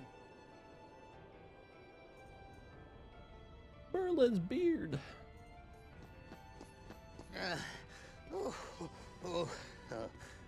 Well now, took your time, did you? Oh, was it you who summoned us, Merlin? Yes, yes. But it seems I used too much power in doing so, and those infernal Heartless. Oh. So what's up? Well, I happened to stumble across this in the Zero District.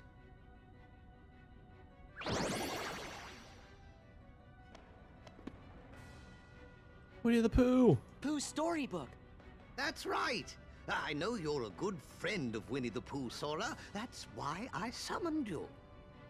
And when I did, I was attacked by the Heartless. Of course, I fought back with some rather powerful magic, but then I began to fear the book would be damaged, so oh, now, just a moment. Leon and the others need to hear this, too. I'd better go find them. Be back in a jiffy. I wonder how Pooh's doing. Want to find out? Yeah.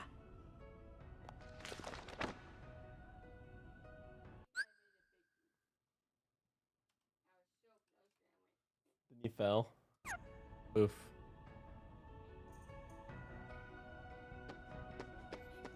Okay.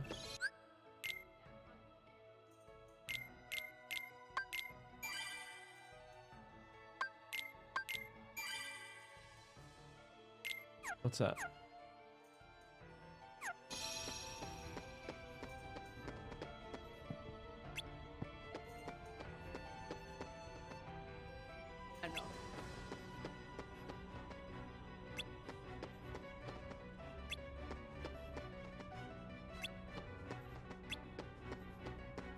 I mean, it'd be really hard because it's completely frozen.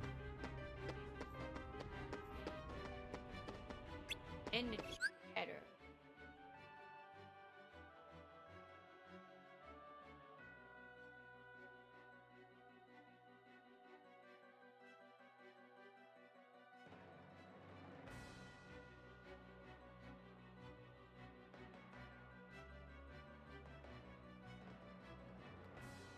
Super hydrate.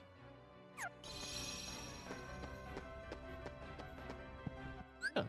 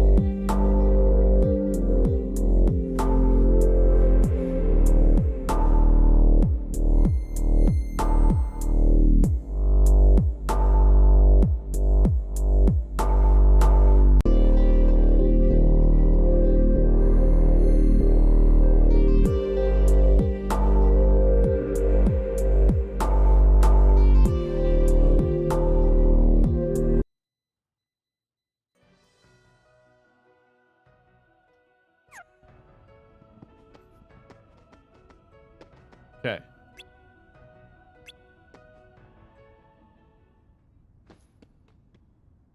Sora! Cover for me, okay?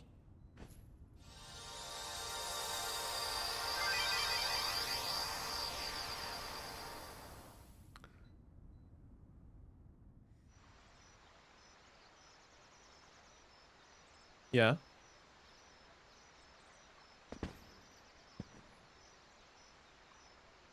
Huh. I wonder if Pooh's home.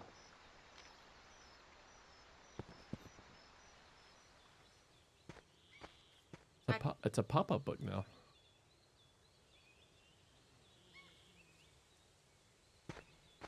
Think, think, think, think, think, think.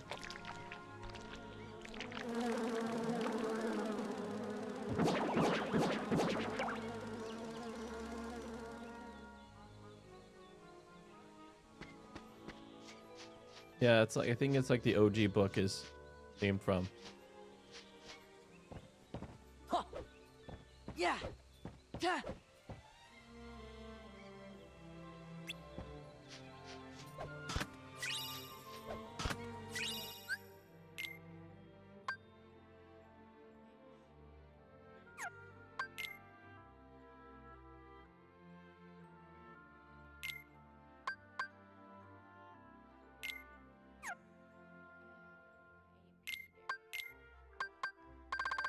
This gave me tons of.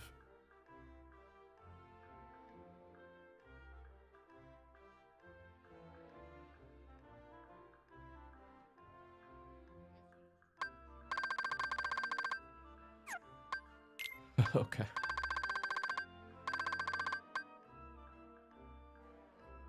Oh.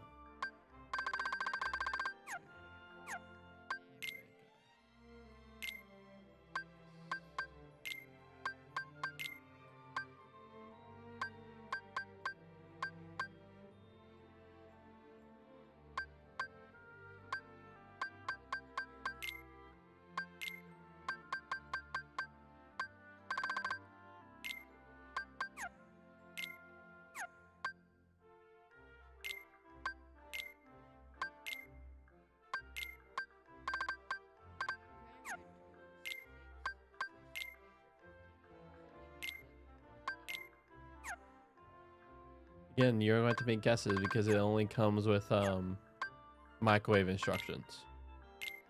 So your guess is as good as mine.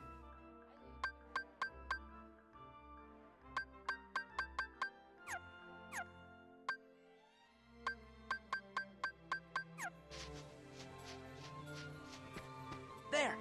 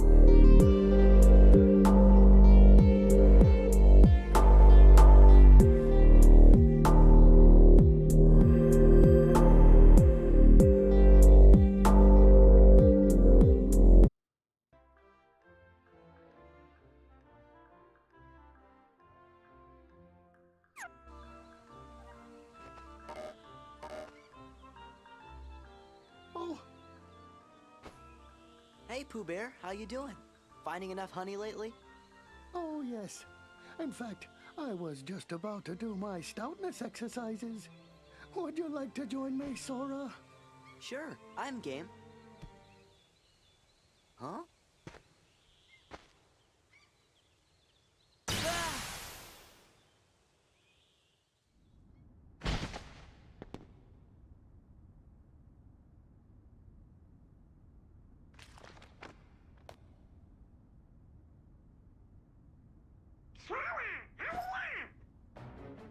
Donald?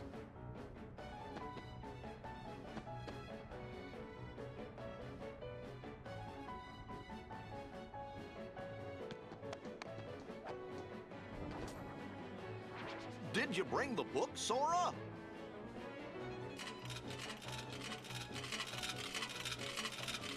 Hey! Give that back!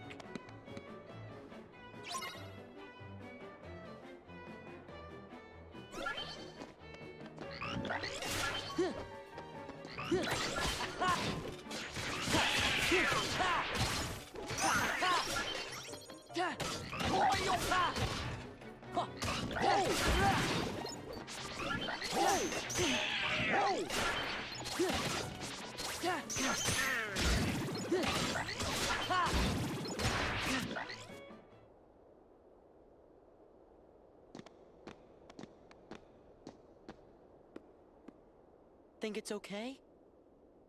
Gorge, maybe you better go back and make sure Pooh's all right. But what about Brian? Well, I guess we could explain. Great.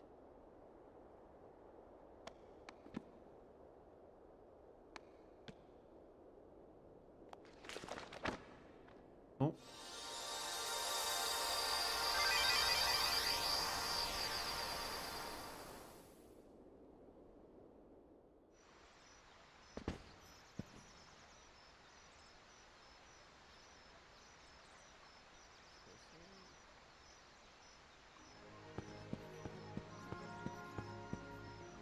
Well, not leave.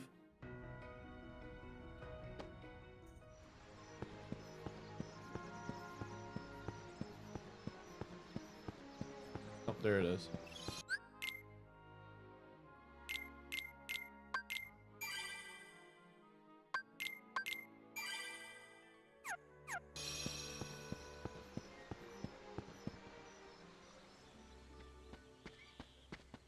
Pooh.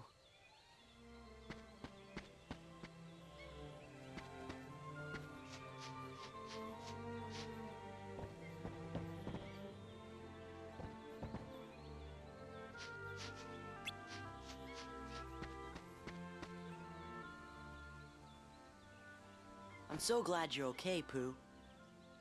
And I'm glad you came to visit. But you see, I was just about to begin my stoutness exercises. Perhaps we could visit a bit later. Somebody I don't know. Oh, sure. So, how's Piglet these days? I don't think I know anyone by that name. Now, where was I? Oh, yes, my stoutness exercises. Pooh? Hey, Pooh?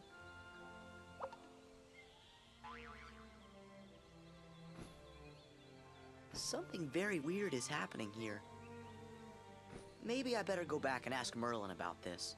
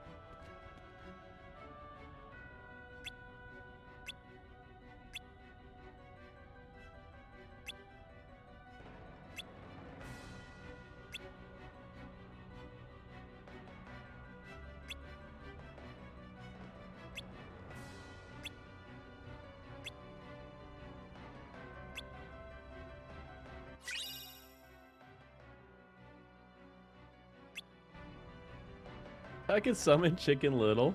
No, stop it.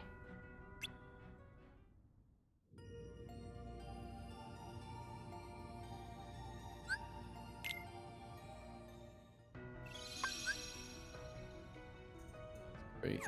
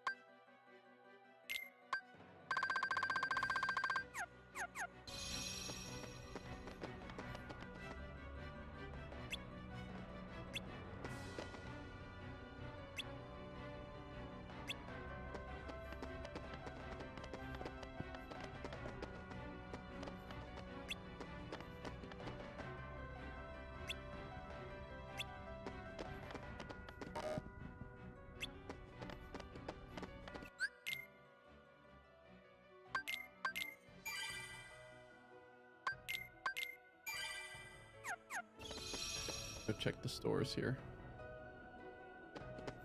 Yeah.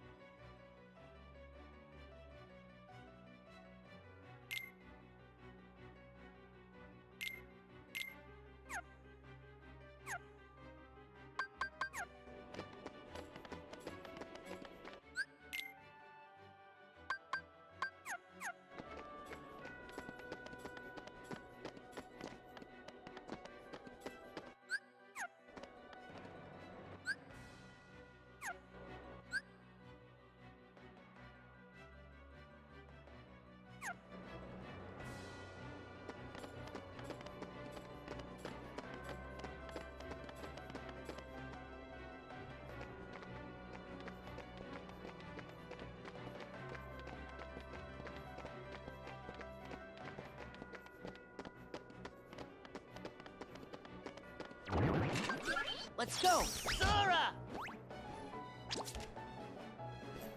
I can do this! Hold it! Yes.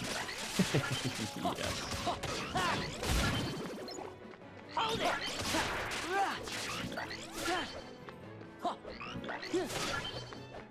Yeah! Ha!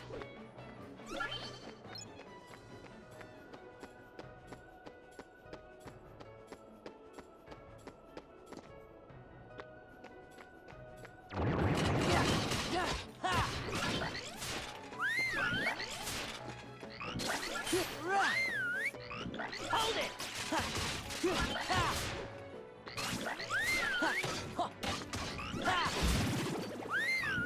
Yeah! Yeah!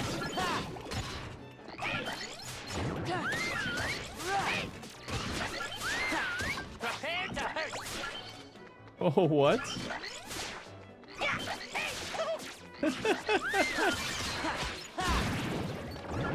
Yeah, that takes my drive. Yeah.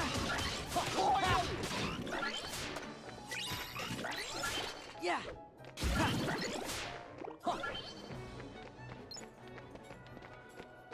Yeah.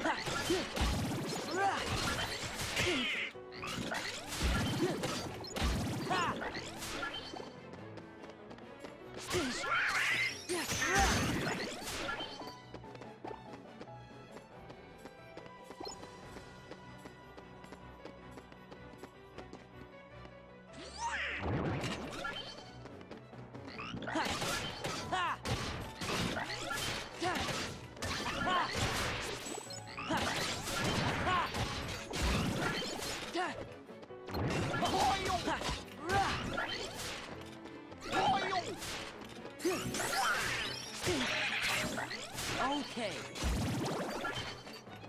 Oh, darn it. Heal. Yeah.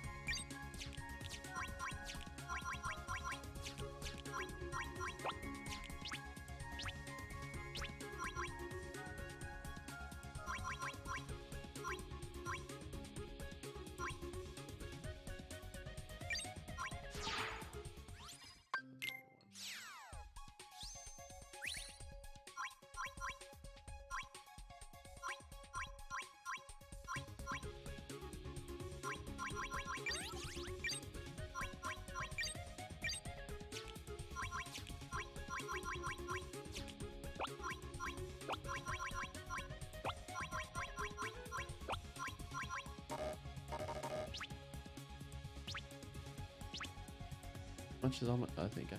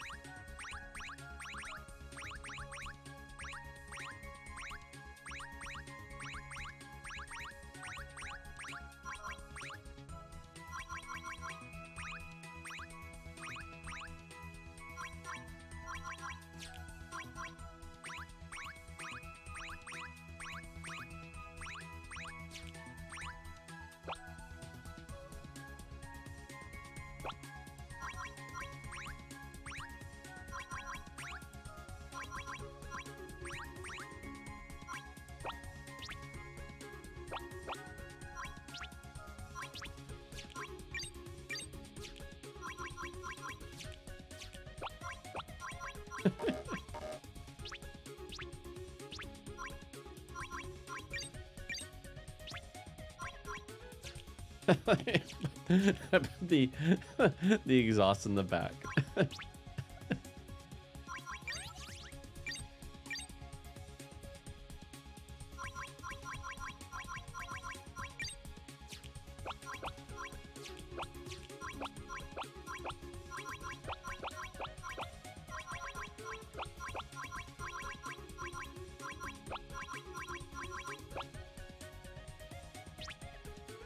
And those beautiful shippy peppers.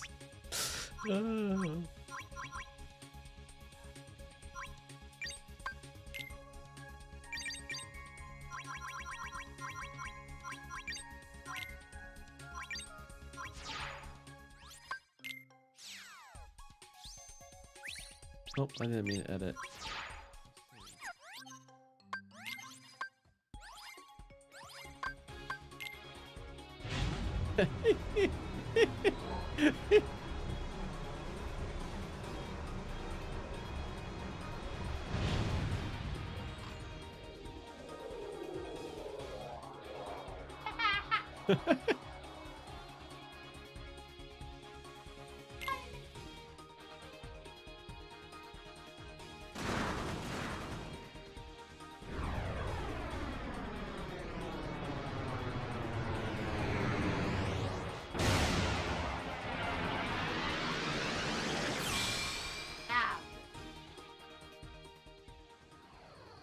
Ugly. You dummy!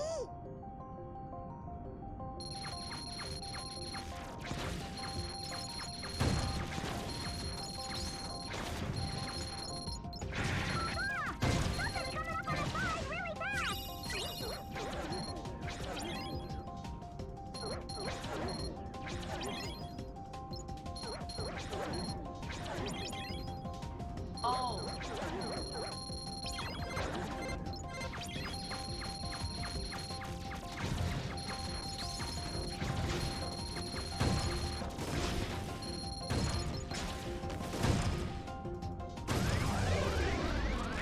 I have no idea what was hitting me.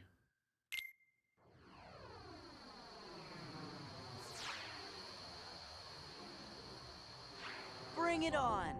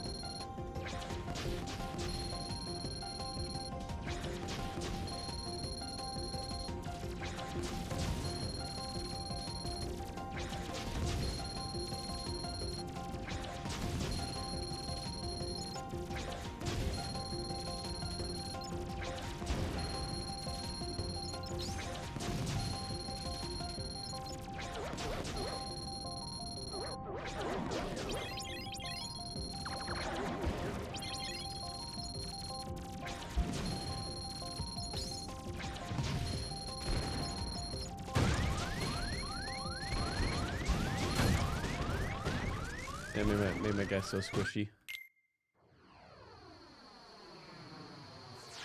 Probably don't need as many. Oh yeah, I could roll. Good idea.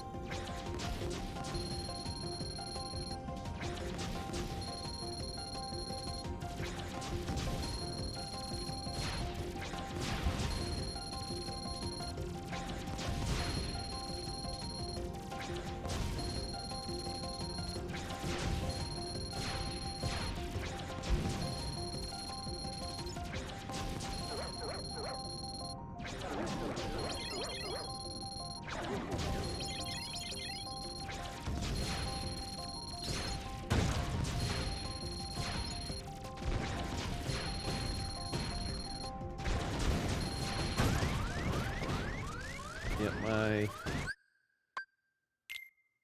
way too squishy.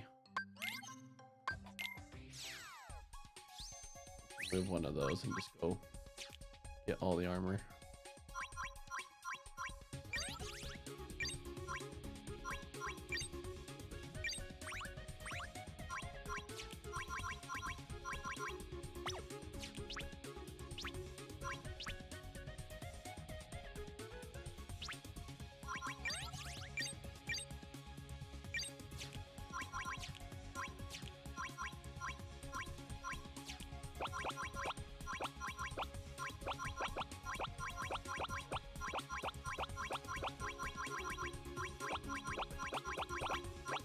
Oh, this is taking too much work.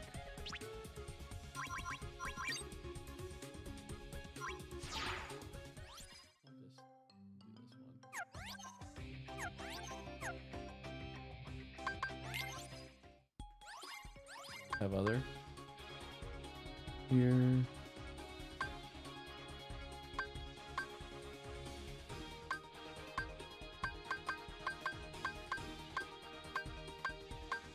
All right, you want me to do Falcon? Okay.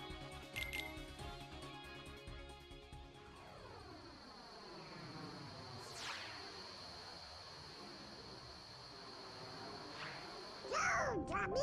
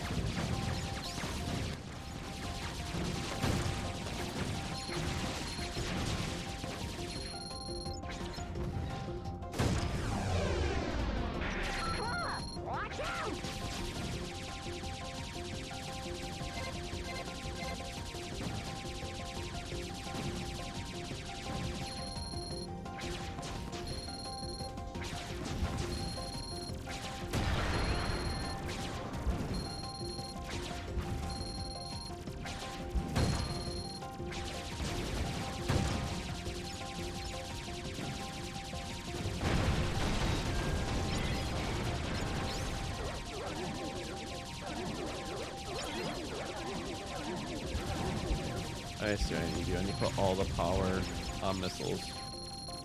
That makes sense.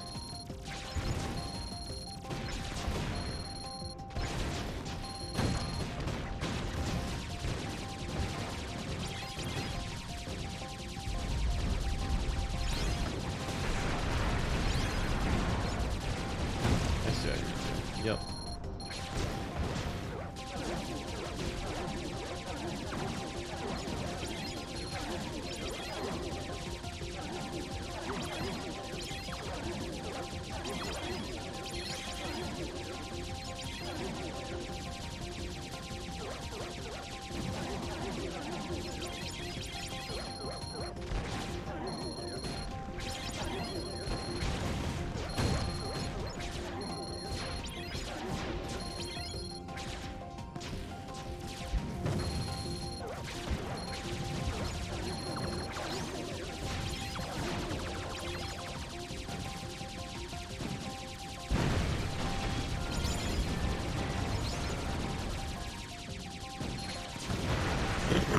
Oh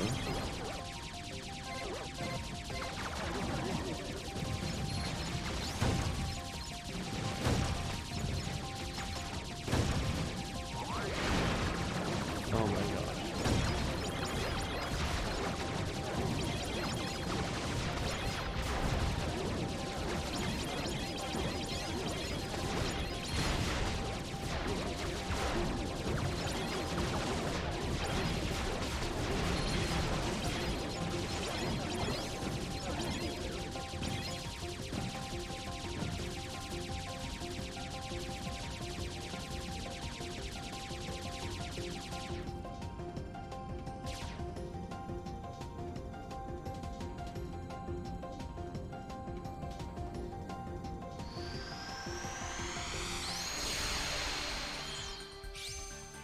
Good going, Sora!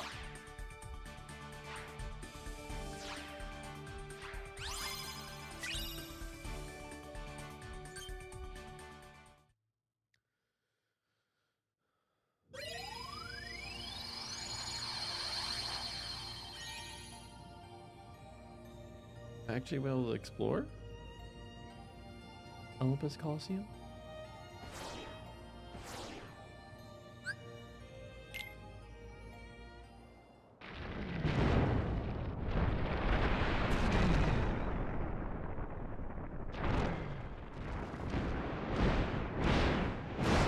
Remember finding that? Remember me finding that thing in the first one?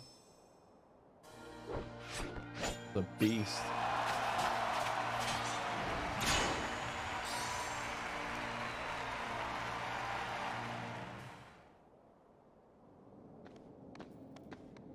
Oh wow, we start in Hades' realm.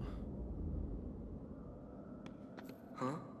Are you sure this is the Colosseum? It's that way. Oh, guess we were a little off.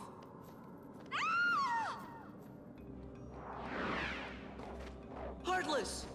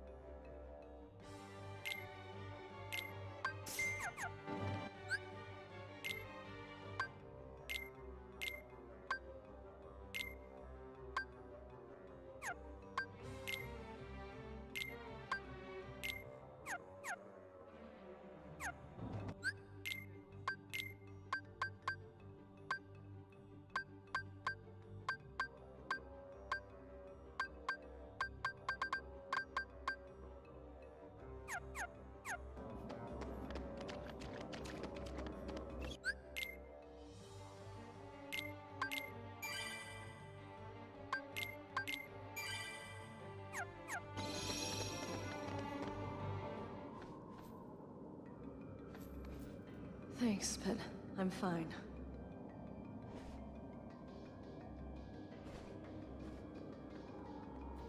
And you're supposed to be? I'm Sora. He's Donald, and that's Goofy. We came to see how Hercules is doing. You know Wonder Boy? Yeah, just we're heroes too. You mean junior heroes, Donald? Looks like we have a friend in common. Name's Megara. My friends call me Meg.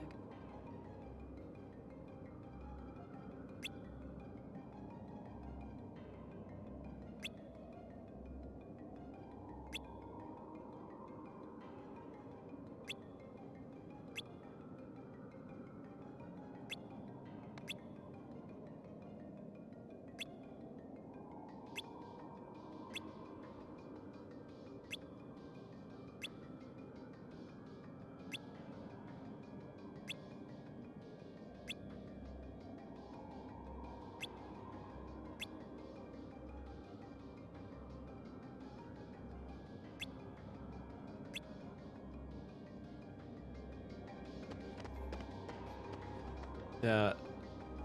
She's on her way to talk to Hades. Not talk to... Less than one. Don't talk to Hades. Don't make bargains with him. How it usually is with anything of that realm.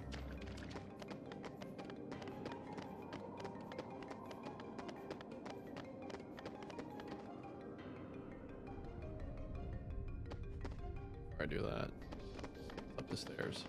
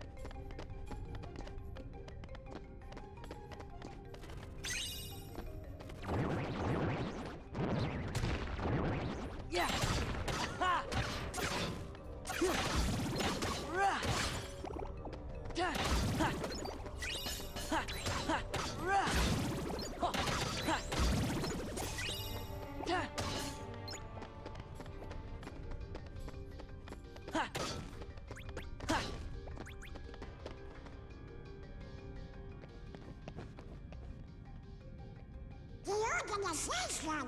Yeah.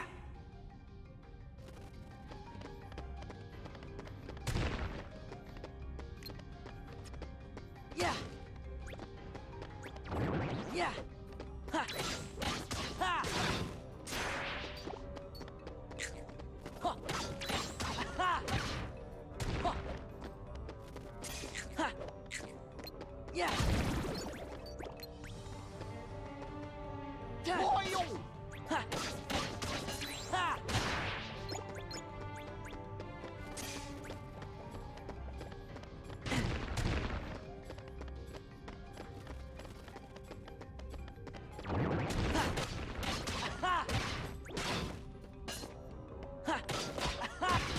Whoa! Yeah.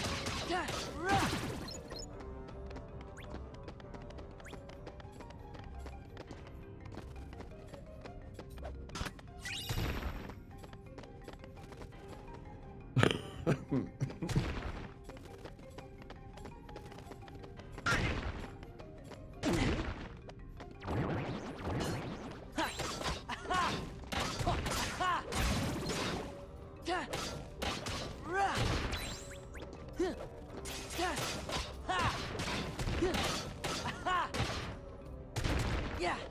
Yeah.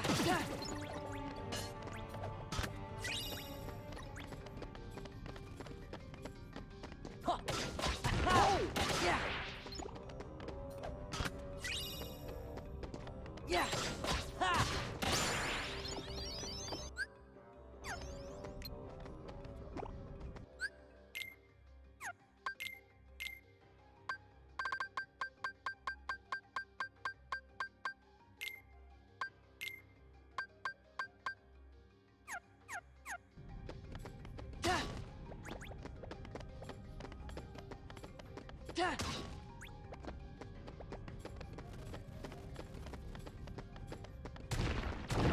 Yeah.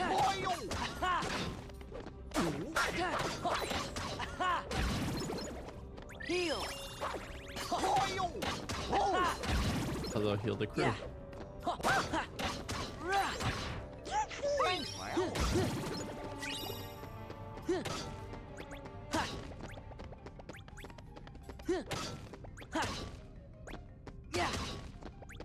Yeah.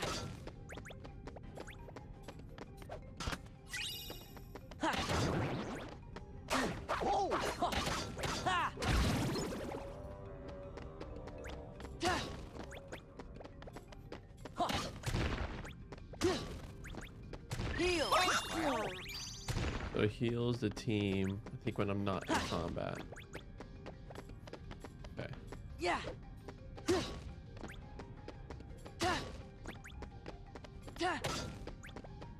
Yeah. Ha. Ha. Huh. Ha. Yeah. Rah. Ha. Ha.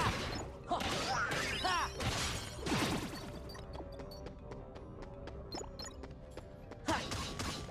I know. Yeah. Ha.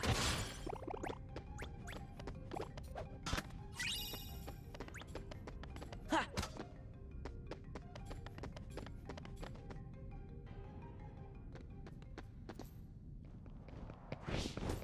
Run away!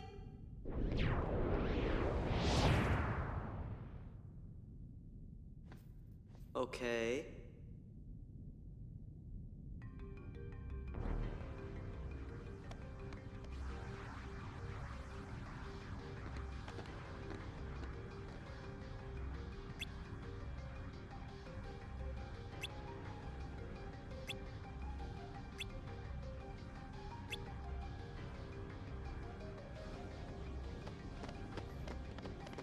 There!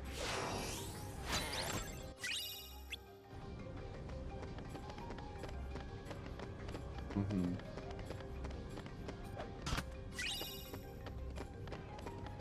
Save, and then let's mess with the book. Let us.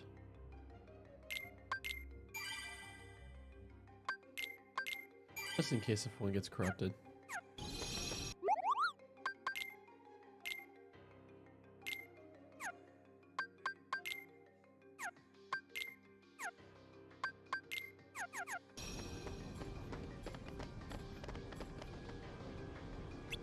Huh.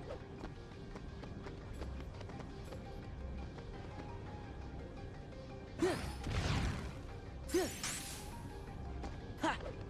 Okay.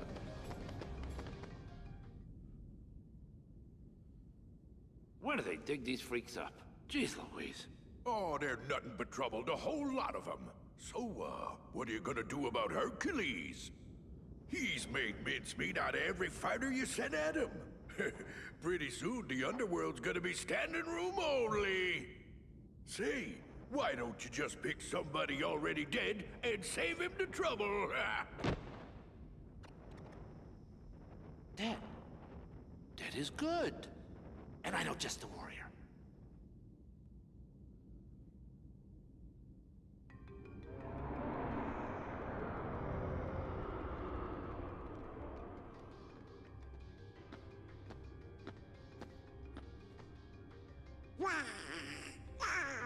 I'm scared too, Donald. Hades, come out!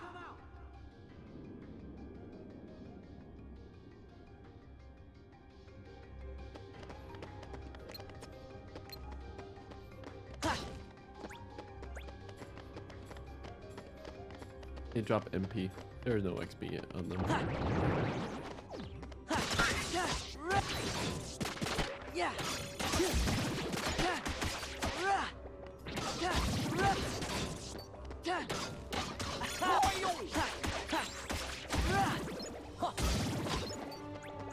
So I literally picked up the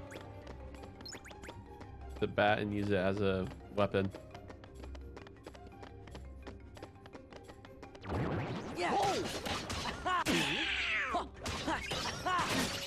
Okay. Yeah.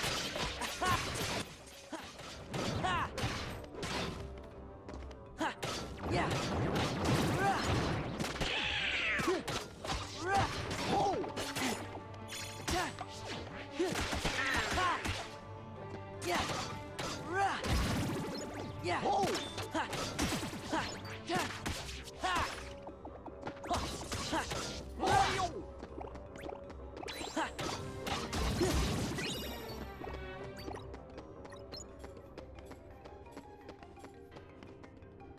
Heal. Yeah. Ha. Ha. Da. Da. gain my MP back before the next fight. No, I don't. It's recharging. There we go. I'm full MP now.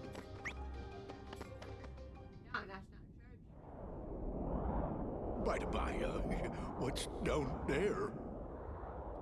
Just the underworld's deepest dungeon. This time I'm bringing out the mother of all bad guys.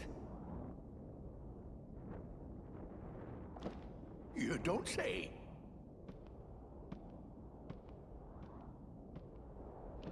Well, maybe I should go.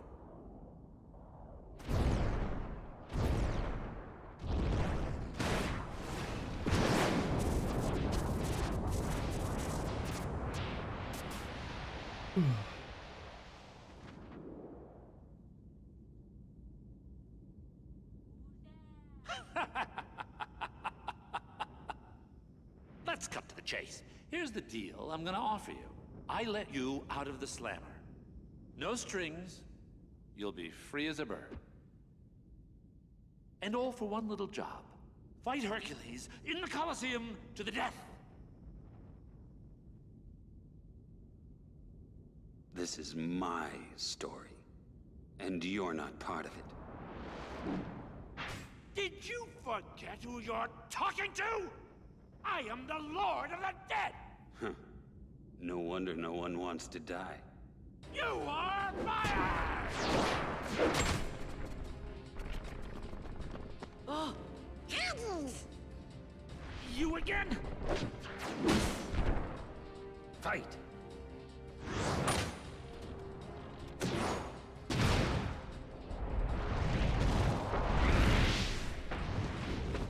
get up! That's it. That's it. Ha! Feel the heat. That's it. That's it. That's it. That's it. That's it. Yeah. Something's wrong. I feel kind of funny. That's right. See, that's the thing. In the underworld, heroes are zeros. Comes with the territory. Go now! But I've got to talk to Hades. What was that? Can't fight him here. We have to go. Now!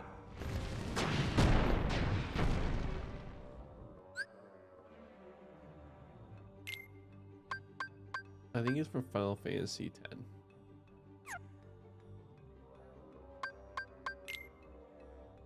No, I think the latest is 16. Or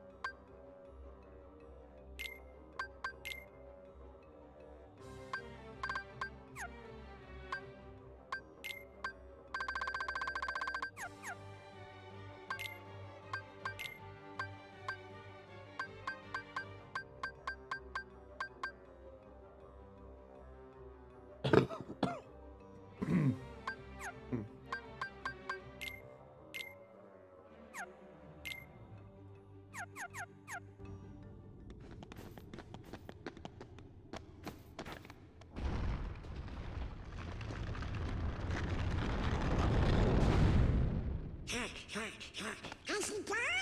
Don't count on it. Huh? Oh! Leaving so soon?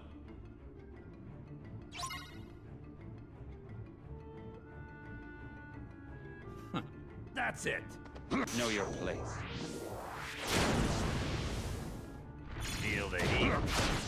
Feel the heat. Feel the heat.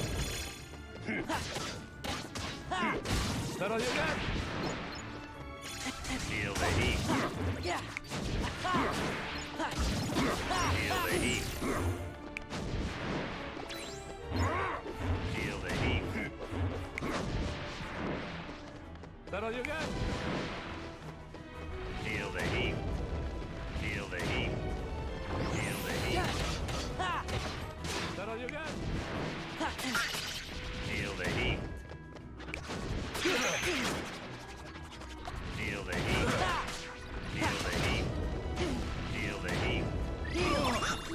That's it.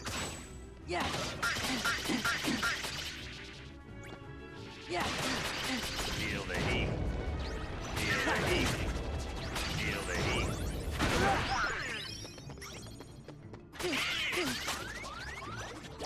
Feel the heat.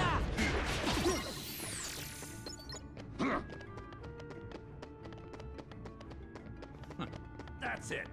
Is that all you got? Feel the heat. Feel the heat. Feel the heat. Know your place. Feel the heat. Your pain shall be twofold. Feel the heat. Feel the heat. Feel the heat. Feel the heat. Feel the heat. Feel the heat. Feel the heat. That's it. What? Game needs to give me dodge roll.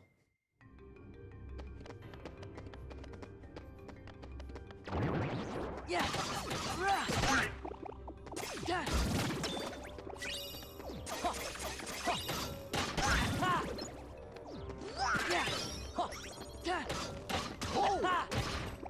No. Yeah. Gonna do all that cutscene all over again.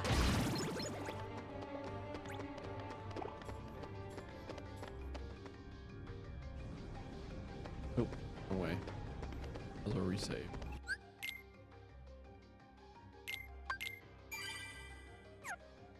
Feel the heat.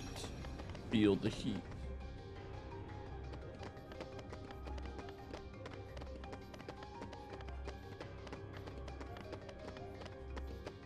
I have one like that key or take all my MP.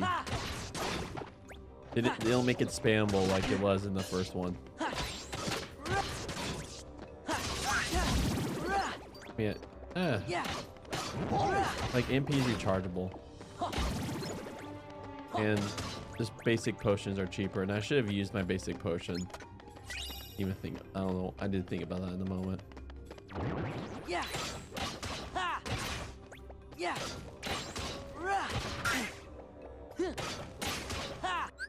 Oh, right there.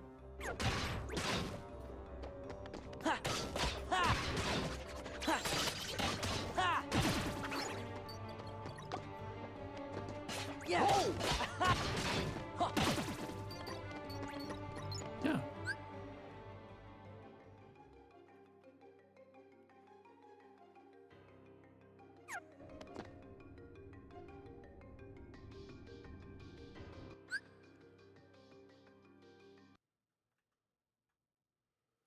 We're in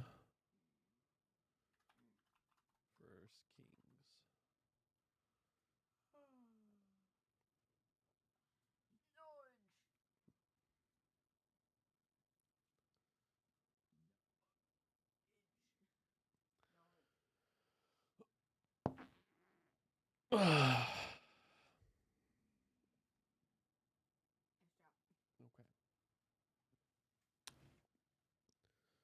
Jesus, you're amazing.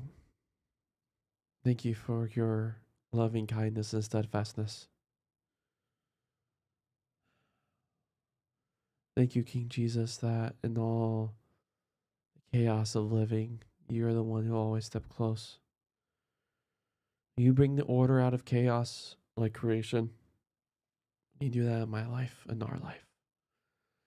And we need you. As we read the chaos of the ancient scriptures, please reveal to us your hand and you sticking steadfast to your promises. Thank you for pinging yourself. Putting pains. There's the pains on yourself for sticking close to us. You always embrace whatever pain that it takes to step close to humanity.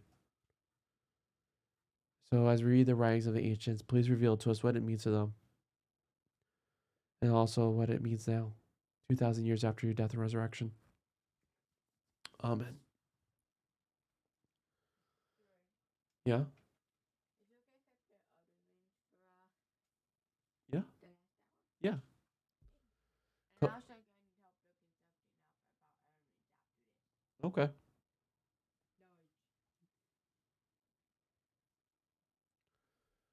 Coping with the aftermath. As the days drew near when David will die, he commanded his son Solomon, I shall be going the way of all the earth. Be strong, be a man. Keep the charge of Yahweh your God by walking in his ways, by keeping his laws, his commands, his rules, and his declarations as it is written in Moses' teaching, so that you may succeed in everything you do and everything you turn, so that Yahweh may establish his word which he spoke to me. If your descendants guard their ways by walking before me in truth with all their mind and spirit, there will never cease to be a man for you on Israel's throne. Further, you yourselves know what Job, son of Zerah, did to me, what he did to the two commanders of Israel's armies, Abner son of Ner and Amasa son of Jethro. He slew them and shed the blood of war when there was peace, and put the blood of war in a belt around his waist and the shoes on his feet. Act in accordance with your wisdom, and do not let his white hair go down to Sheol in peace. But the sons of Barzillai the Gileadite, show commitment to them so that they are among the people who eat at your table, because they were close to me when I fled from your brother Absalom. Now Shimei son of Gura the Benjamite from Beeromot is with you. He uttered grievous belittling of me at the time I was going to Mahanaim. But when he came down to meet me at Jordan, I swore to him by Yahweh, I will not put you to death by the sword. So now do not treat him as innocent, because you are a wise man, and you will know how to act toward him. And let his white hair go down to Sheol in blood. So David slept with his ancestors and was buried in the city of David. The time David reigned over Israel was 40 years. In Hebron he reigned 7 years. In Jerusalem he reigned 33 years. Then Solomon sat on his father's David's throne, and his rule was firmly established. Verses 13 to 46 relate how Solomon has Abijah killed when he gets Bathsheba to ask if he can marry Abishag. He dismisses Abiathar from his priesthood. He has Job killed even though he was holding onto the horns of the altar in the sanctuary. And he has Shemaiah killed when he breaks the terms of his parole. So, David...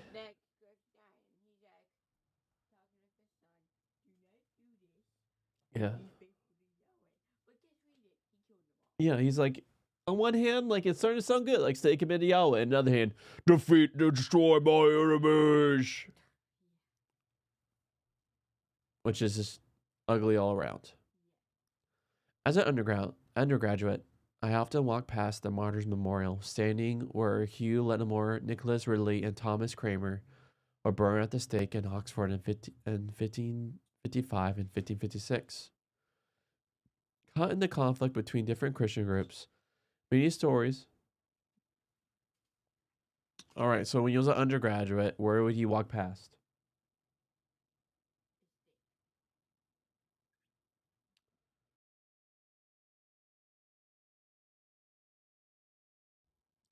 So he'll walk past the Martyrs Memorial. Remember what martyrs mean? Martyrs means witness. And so they're people who are killed for their faith, people who are killed for their beliefs. So staying where Hugh Latimer, Nicholas Ridley, and Thomas Kramer were burned at the stake in Oxford in 1555 and 1556. Caught in the conflict between different Christian groups, many stories tell of Christians martyred by pagans. Stories about Christians being killed by other Christians are more disturbing. We are fortunate to be living in a time when holding the wrong views do not cost you your life as it did a few centuries ago. But it's still the case that when you take sides, you take risk. Over the past year or so, 2 acquaintances of mine have lost their jobs because they said things about the Bible that clashed with the theological positions of the seminaries where they worked. Holding the wrong political views and backing the losers in an election will also not imperil your life in Britain or the United States, but will do so in other parts of the world. So, there are places, and back then, where, like, if you say, I believe this, especially in the past, it will like among Christian groups, like it could get you killed. But there is still someone as a cause saying this is what I believe. Like people do lose their jobs. So it did in Israel when David came to the throne and when Solomon succeeded him. Indeed, some of the violence involves the continuing effects of events associated with David's accession. Joab is an instance. David had an older sister called Zerah, and she had 3 sons, Abishai, Joab, and Asahel. Joab rose to the position of commander-in-chief of David's army, yet his story shows him to be a person who made up his own mind about things. In the course of the conflict over who would succeed Saul, he killed the commander of the forces supporting Saul, Abner, who had himself killed Joab's brother Asahel in the course of this conflict. Joab killed Absalom against David's orders and confronted David over his subsequent preoccupation with Absalom's death. In the course of David's attempts to mend the wounds in the nation after Absalom's coup, Joab lost his position as commander-in-chief to Amasa, another of David's nephews, who had supported Absalom, and Joab also killed him. He then supported Abijah. If you're confused, it's okay. You have good reason. Anyway, Joab has a number of strikes against him. Abiathar the priest just has that one strike, his support of Abijah, but that is enough to take him into early retirement, and thus simplify arrangements at the sanctuary. 2 senior priests is one too many. The requirement that Solomon take action against Shimei perhaps looks a little mean. The action of Abijah in seeking to marry David's hot caregiver looks as best stupid. He could hardly complain when Solomon reads his request as resembling Absalom's action in sleeping with David's secondary wives. It is tantamount to an announcement that he still aspires to take David's place. So the way things work out issues from the stupidity of the people around Solomon, but it also issues from Solomon's own wisdom. At least David urges him to exercise his wisdom in the way he deals with the people David mentions. Solomon needs to be a person who reacts to people action with insight and makes events work his way, who seizes the opportunities, make things happen, knows how to get things done. His doing so issues in the happy results that potential threats for his throne all disappear. Yes, Solomon's throne was securely established. Further, it happened without Solomon's own hands getting stained with blood. Other people do his dirty work. Like David, he is Mr. Clean. How is God involved in all these events? Perhaps God's providential purpose is at work, but the story's silence on this question is loud. That is all the more so when the storyteller reports many statements about God that other people make. David himself appeals to Solomon's wisdom. He does not tell him to do what God says. Abijah comments that Solomon's ascension to the throne is something that God brought about, but does he mean it? Solomon swears a solemn oath before God that he will have Abijah executed and asks that God may punish him if he fails to do so. What does God think when listening to the oath? Solomon says that killing Joab as he stands before the altar will be the means of God's exacting payment for the blood he shed. What does God think? He also prays that God's peace may rest on David's successors forever. Does God say yes?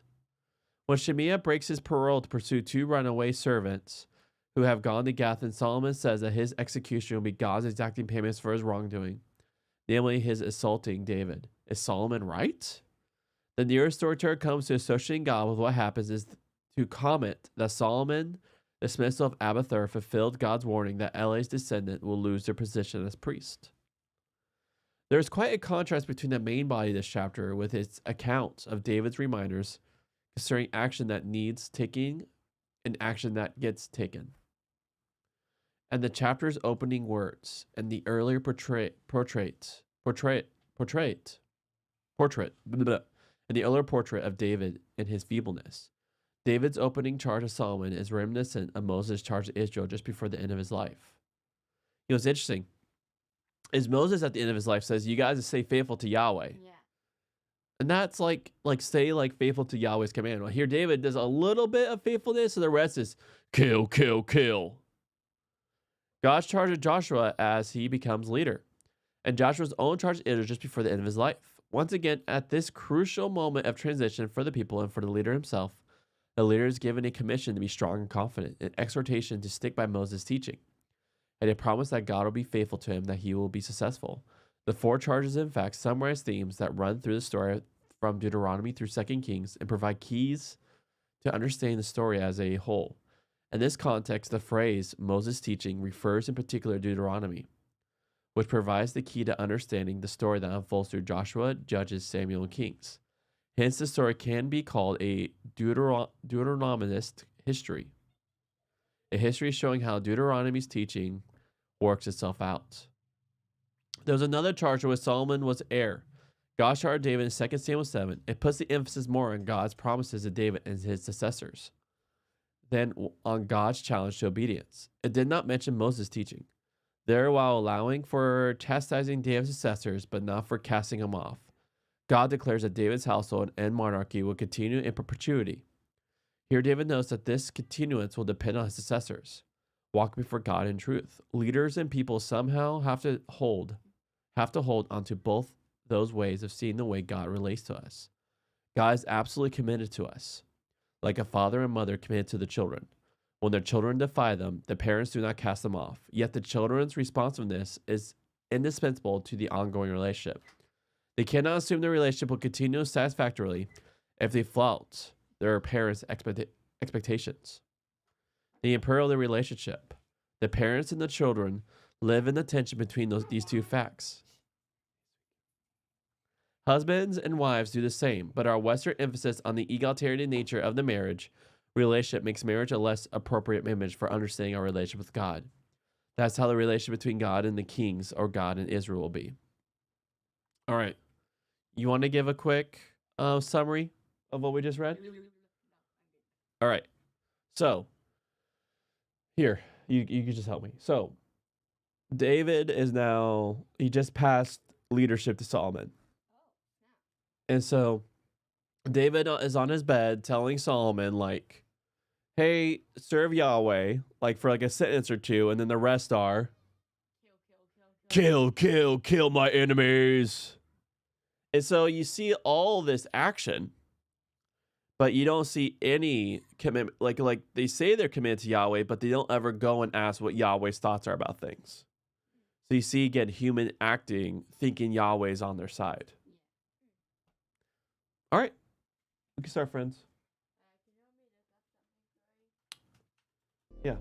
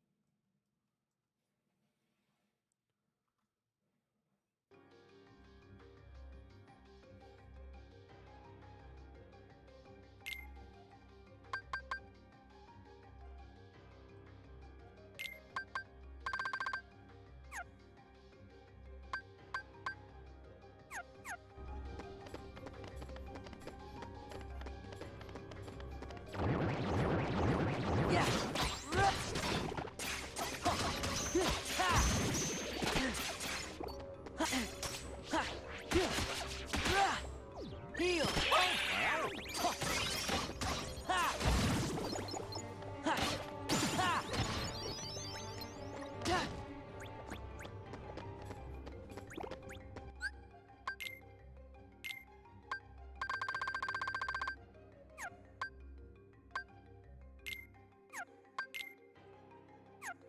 Oh God, no.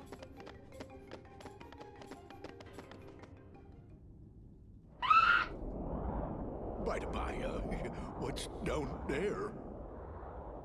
Just the underworld's deepest dungeon.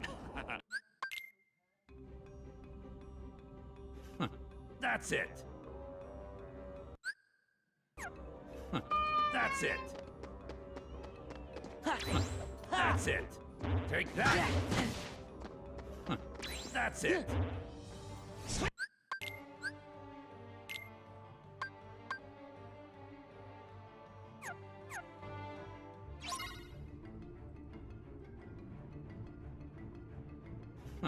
That's it. Know your place. Feel the heat. Feel the heat. Your pain shall be Feel the twofold. heat. Feel the heat.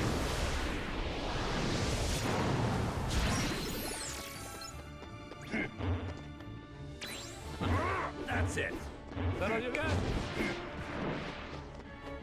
Feel the heat. Feel the heat. Feel the heat. Is that all you got? Take that. That's it. Is that all you got? Feel the heat. Feel the heat. Feel the heat. Feel the heat. Know your place.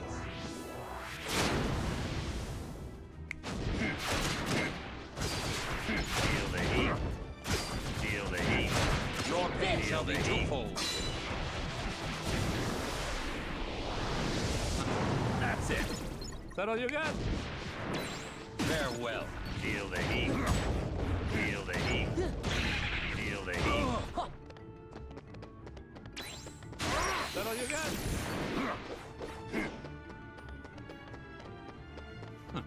That's it. Is that all you got? Is that all you got? Feel the heat. Feel the heat. Feel the heat.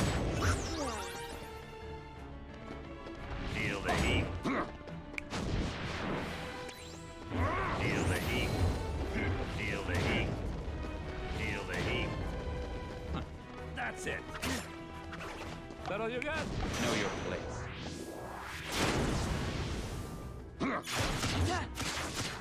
Feel the heat. Farewell. Is that all you got? Yeah. That's it.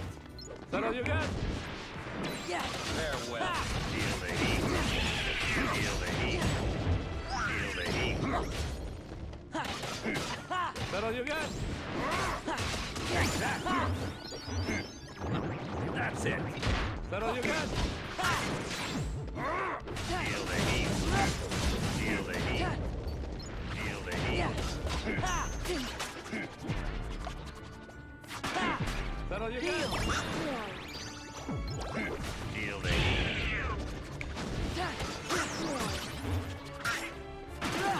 That's it. Is that all you got?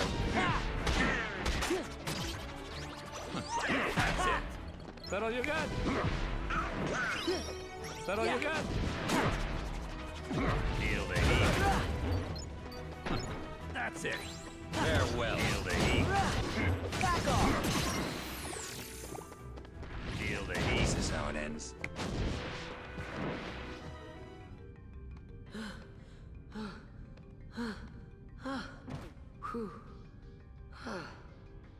You're really good. Are you some kind of hero? No, I'm no hero. I'm just an Huh? Orin. Whoa? My name. I'm Sora. Donald! Goofy! It seems we were fated to meet. Maybe you need a guardian. Guardian? Thanks, but no thanks.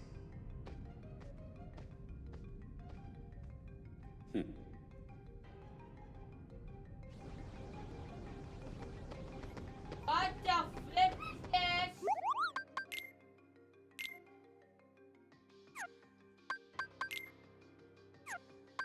What the flip is this?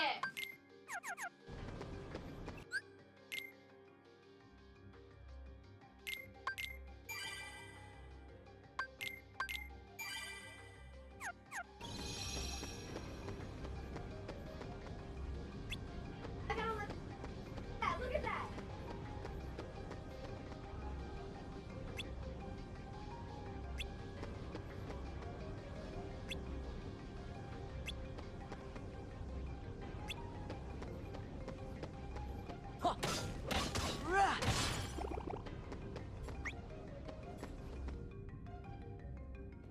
I got Heartless all over the underworld now, so you can leave those pipsqueaks to me. Look, pal, you just keep working on turning Hercules into a Heartless, then he'll be all mine. This is my underworld, you idiot! I'll handle this myself! Cerberus, go!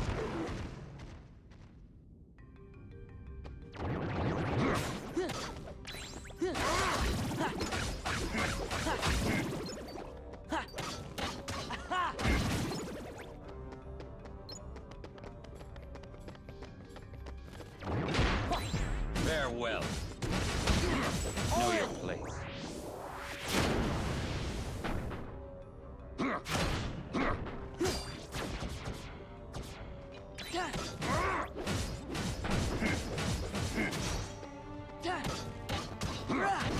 This is it. Farewell.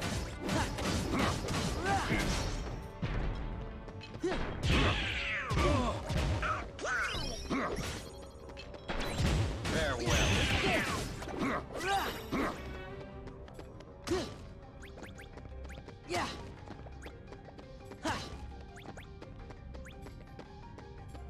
Heal. I owe you.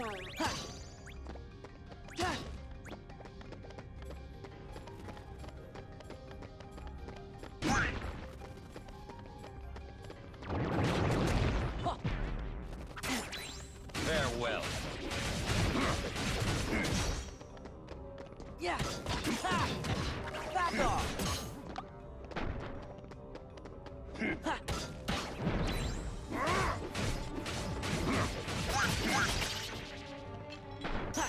Take this. Ha. Take this. Donald! Ha. Ha. Ha. Ha.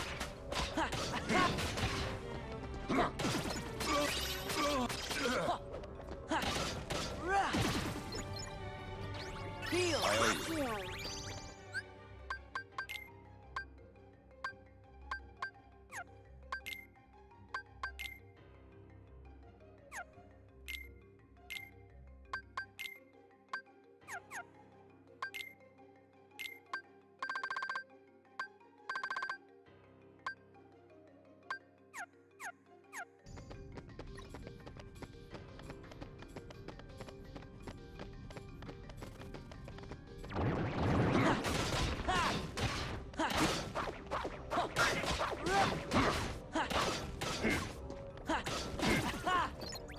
Yeah.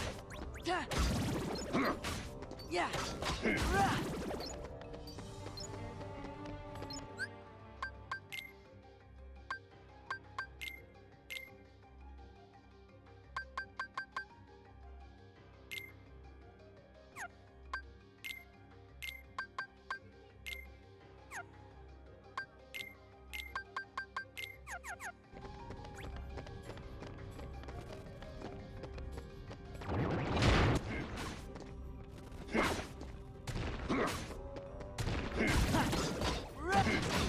This is it.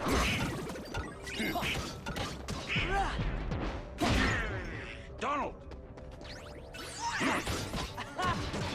Take this. Yeah.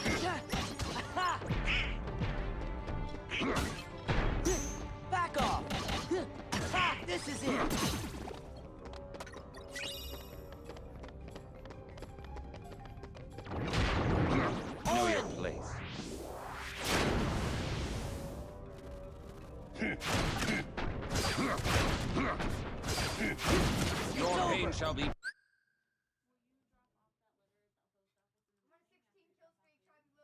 Okay. Yeah. That works. Twofold.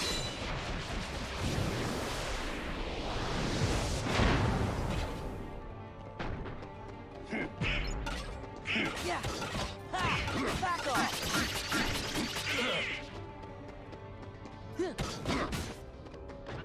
I owe you.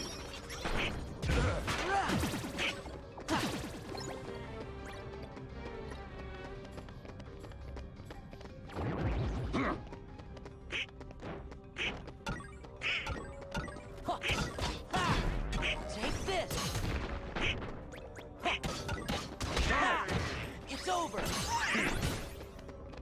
Ha!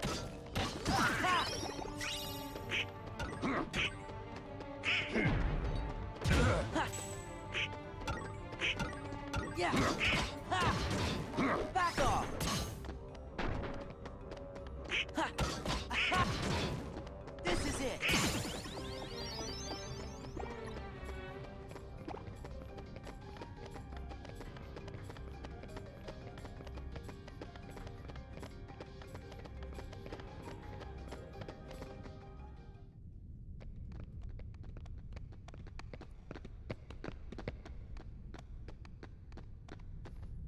What? Excuse. The way is closed. It's got a book. Come on! Open! Ah,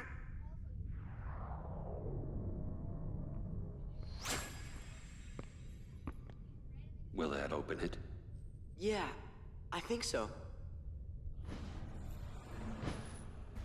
Hurry!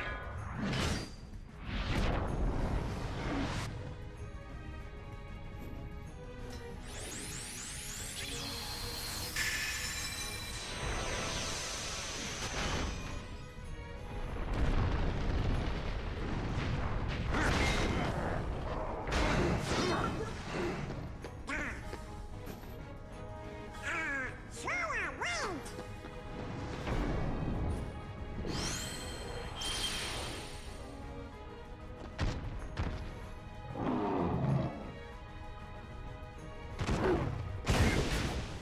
Know your place.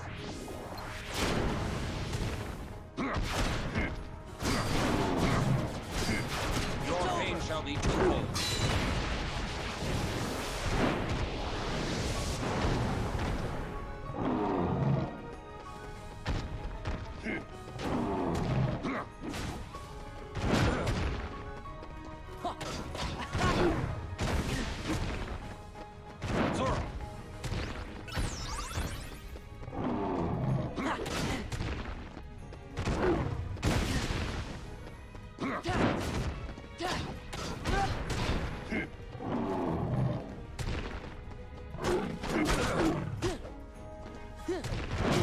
Zoro!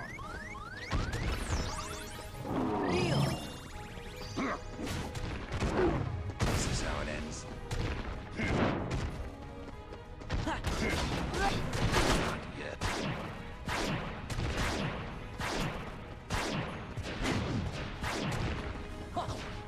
Yeah!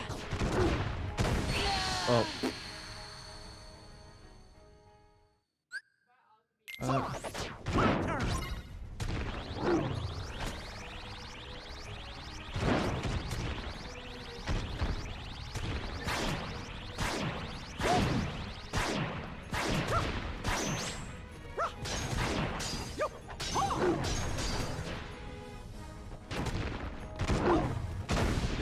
Oh boy!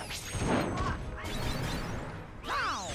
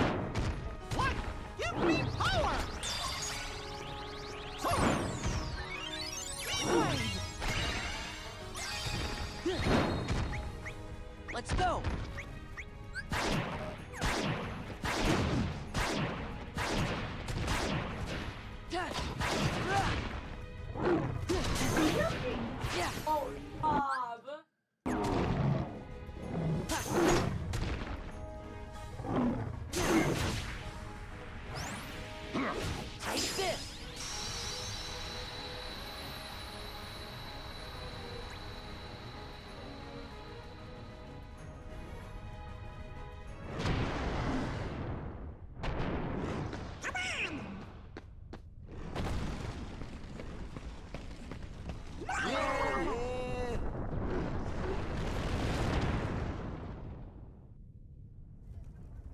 Come on, Wonder Boy, play hooky for a day.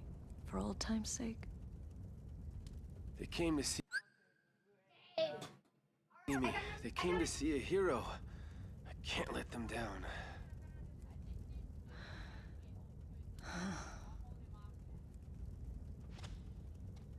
Don't worry, Meg. I'll be fine. What does a hero need rest for, huh?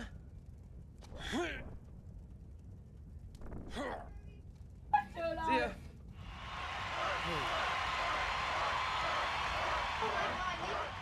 Sora, don't let me down.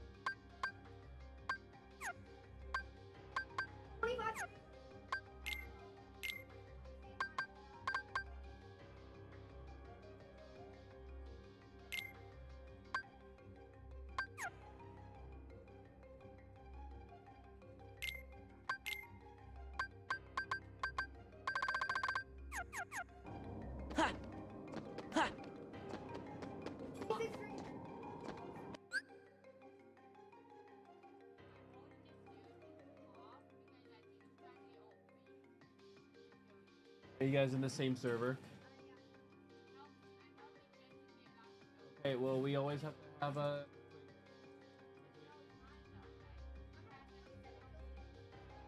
Okay. You guys, oh, hey, Corey, we're doing this. Okay, so you guys are on the same team, right? Yeah.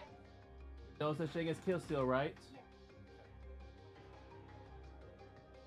Okay.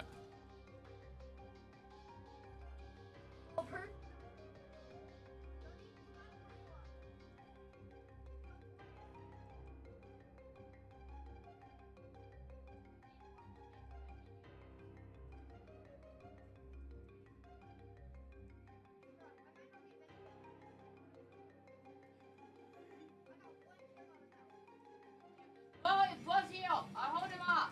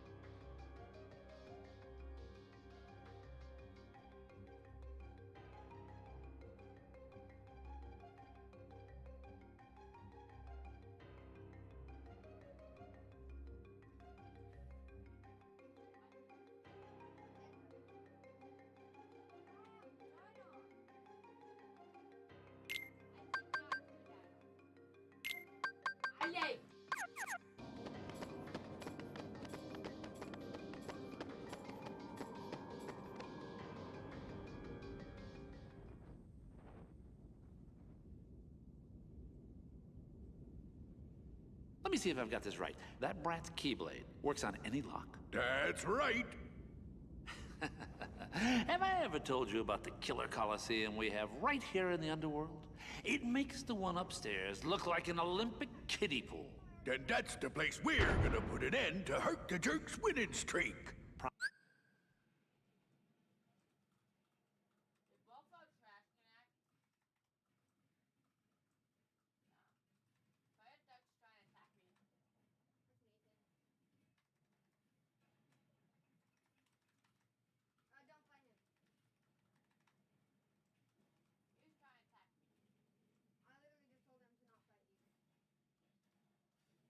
That should be a lesson to not try me.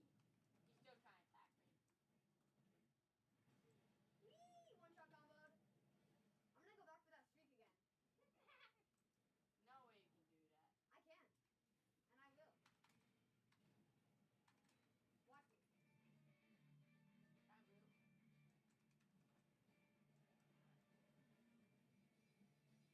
Look at that. Everyone's dead. Problem. Zeus locked it tight. Oh!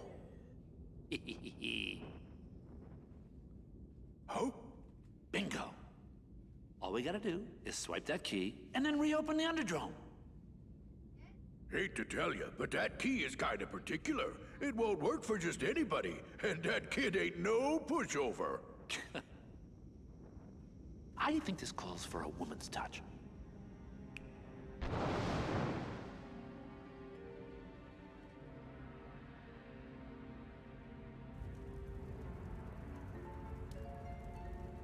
Try the army pump me.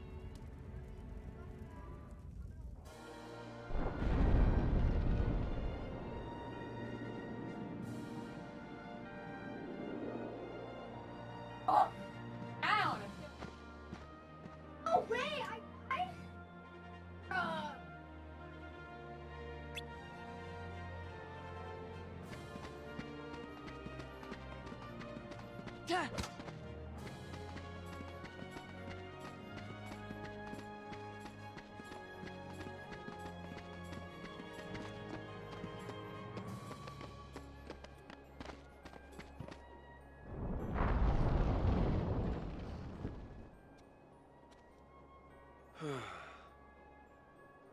Sora! Donald! Goofy! When'd you get here? Hey, Herc. Howdy there. You on another adventure? Yeah, tracking down some friends, wiping out some Heartless. Junior hero's always busy. You know it.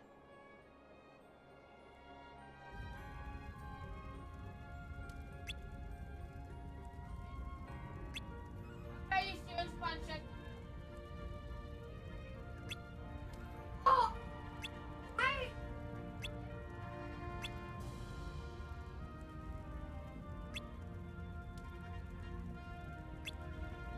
Dude!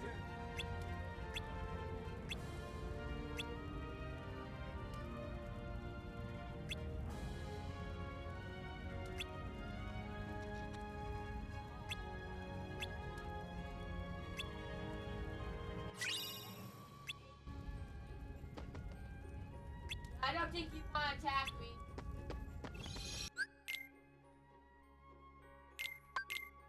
So funny attacking it. Hey, attack me.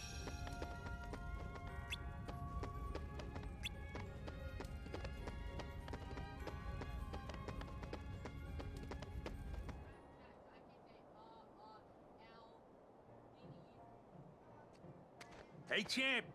How you feeling? Better rest up for tomorrow's match. Nobody's gonna pay to see a worn-out hero. Gabish? Remember what I told you.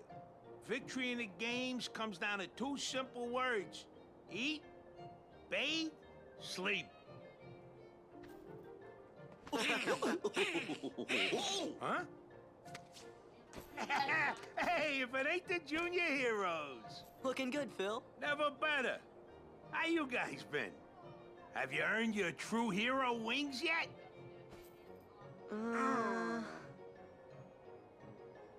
Nope, you ain't got what it takes. What? So, what's up?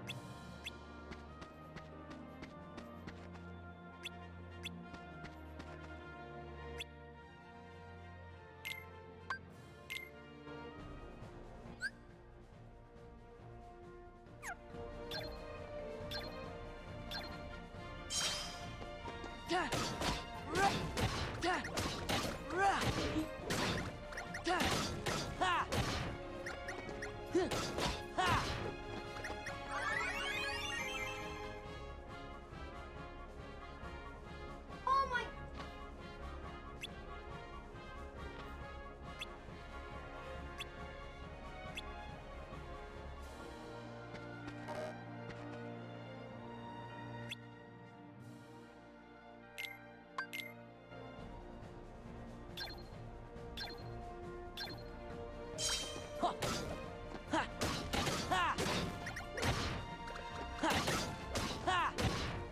Yeah.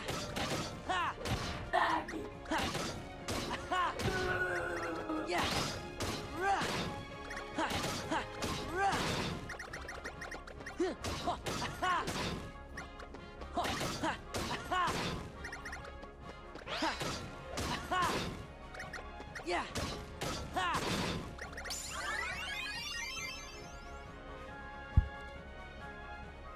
Hey. Tail flip out this thing.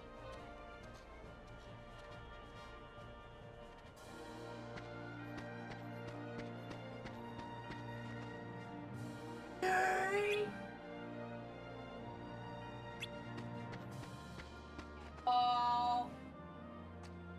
Get out of here.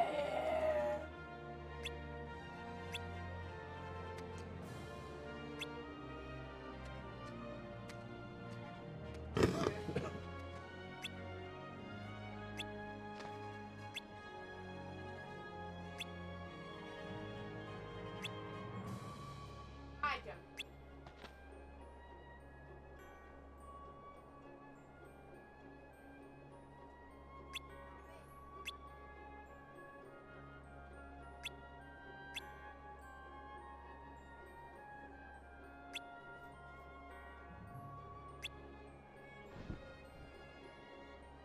What's wrong, Your Hero-ness? Feeling under the weather? You know, I thought staying in perfect shape was part of the hero job description. You know what I'm saying. Oh, right. Hades, we gotta talk. Ah! I came to share a bit of mildly interesting news. Seems your dear, sweet little nutmeg went and got herself lost in the underworld. You mean you kidnapped her? Well, maybe. But why get caught up in the details?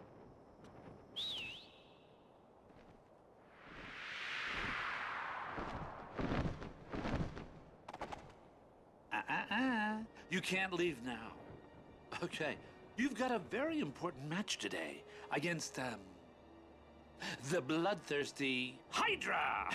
I mean, if you don't stick around, who knows what kind of accidents might happen. Yeah, accidents you cause. Like I said, details. Who needs them? You're just a coward. Ah, well, can't all be heroes.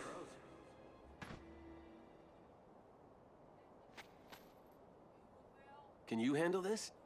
You got it. We're heroes. Junior heroes, Donald. You take care of the Hydra. We'll handle the rest. I'm counting on you. You gotta find Meg.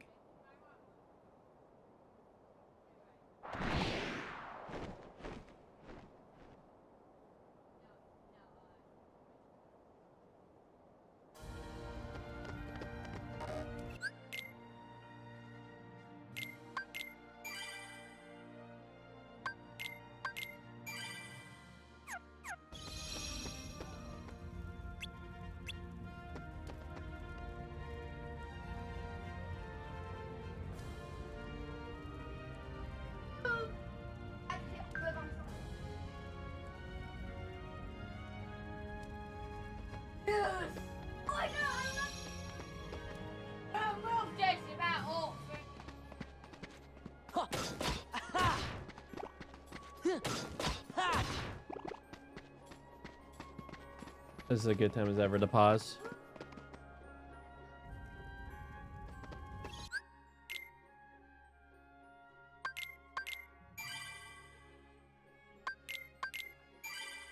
All right. I'll be back on later tonight, friends. Hope to see you then.